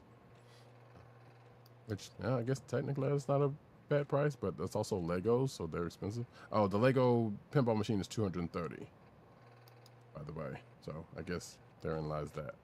Last but not least, Dragon Ball Z fans get first look at 7 new Converse sneakers for July 2026. So yeah, get you some Chucks. Chuckers, fuckers. So let's see. There's actually a couple of these are not terrible. I kind of like them. Like I haven't worn Converse in a way long time, but some of these are kind of smooth. So if you're watching the video version, you can see the orange ones with the Dragon Ball, the 4-star Dragon Ball on it. There's the ones with wait, is this other side of the shoe or not? I don't think so. Yeah. Okay. So yeah, one side is a Dragon Ball I guess thing on the side, but it has Master Roshi's school symbol, the Turtle Helmet school symbol. I'm assuming that's what that is. Let's see. The next one is a Scouter in blue. The trans. What should we call it? What did they yell out? Oh, Fusion. Yeah, the Fusion. So yes. So yeah, the next set is the Trunks and Goten doing the fusion dance on each shoe. Well, that was actually kind of cool. Fusion. Ha. Yeah, and the greens. I think you can pretty much guess what the green set is. Actually, I mean, technically, you'd have 2 choices, honestly. But yeah, this looks like the Cell. That Frieza one is pretty cool. Yeah, the Frieza one's also dope looking too. So yeah. Oh my god, that's actually something I would rock. Yeah, so that looks smooth. A purple and white. That's pretty cool. Yeah, looks at the Cell ones. There's Frieza ones. This is Boo. Yes, this is Boo for this pink one. Replete with Boo tongues. Let's see. There's a Dragon Ball Shinron one. There you go. Actually, the Shinron ones don't look terrible either.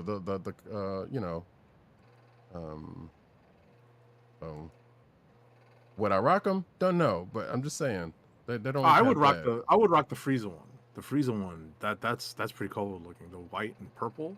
Yeah, been pretty understated. It's, and it's kind of sometimes what you want. But yeah, like I said, those are they. If I was a sneakerhead like that, I would get the the Goten Trunks ones also, and probably the Frieza ones.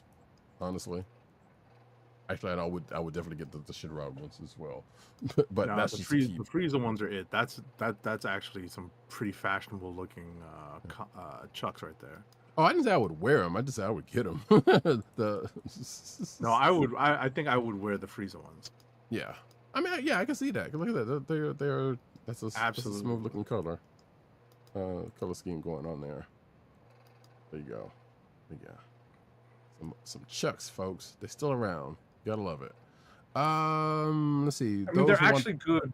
Believe it or not, they're actually good powerlifting sneakers. I was about to say he's about to say volleyball shoes. And about to flip a table. Not volleyball shoes, but powerlifting because of the flat rubber sole. Sure. Those who want to purchase from the new collection can do so starting July 23rd, so already out there in both North America and China via Converse by you, with a worldwide release following on August 11th. The collection will also feature 2 t-shirt designs and a hoodie for those who want to power up their fit to the max.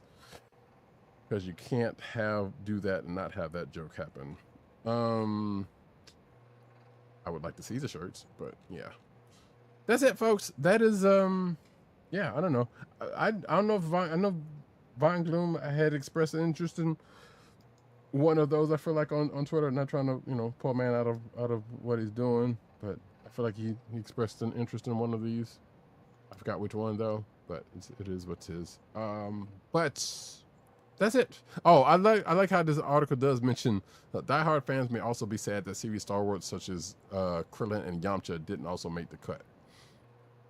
Nah, we can do without Yamcha, but Kuririn should have something.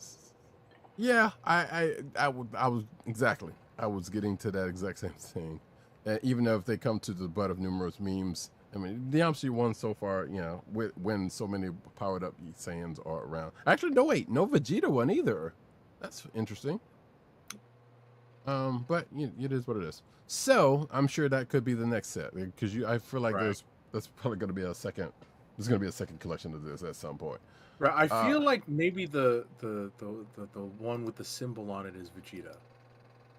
Yes. The blue one with the symbol. Yes. I think that's Vegeta. I believe you are right.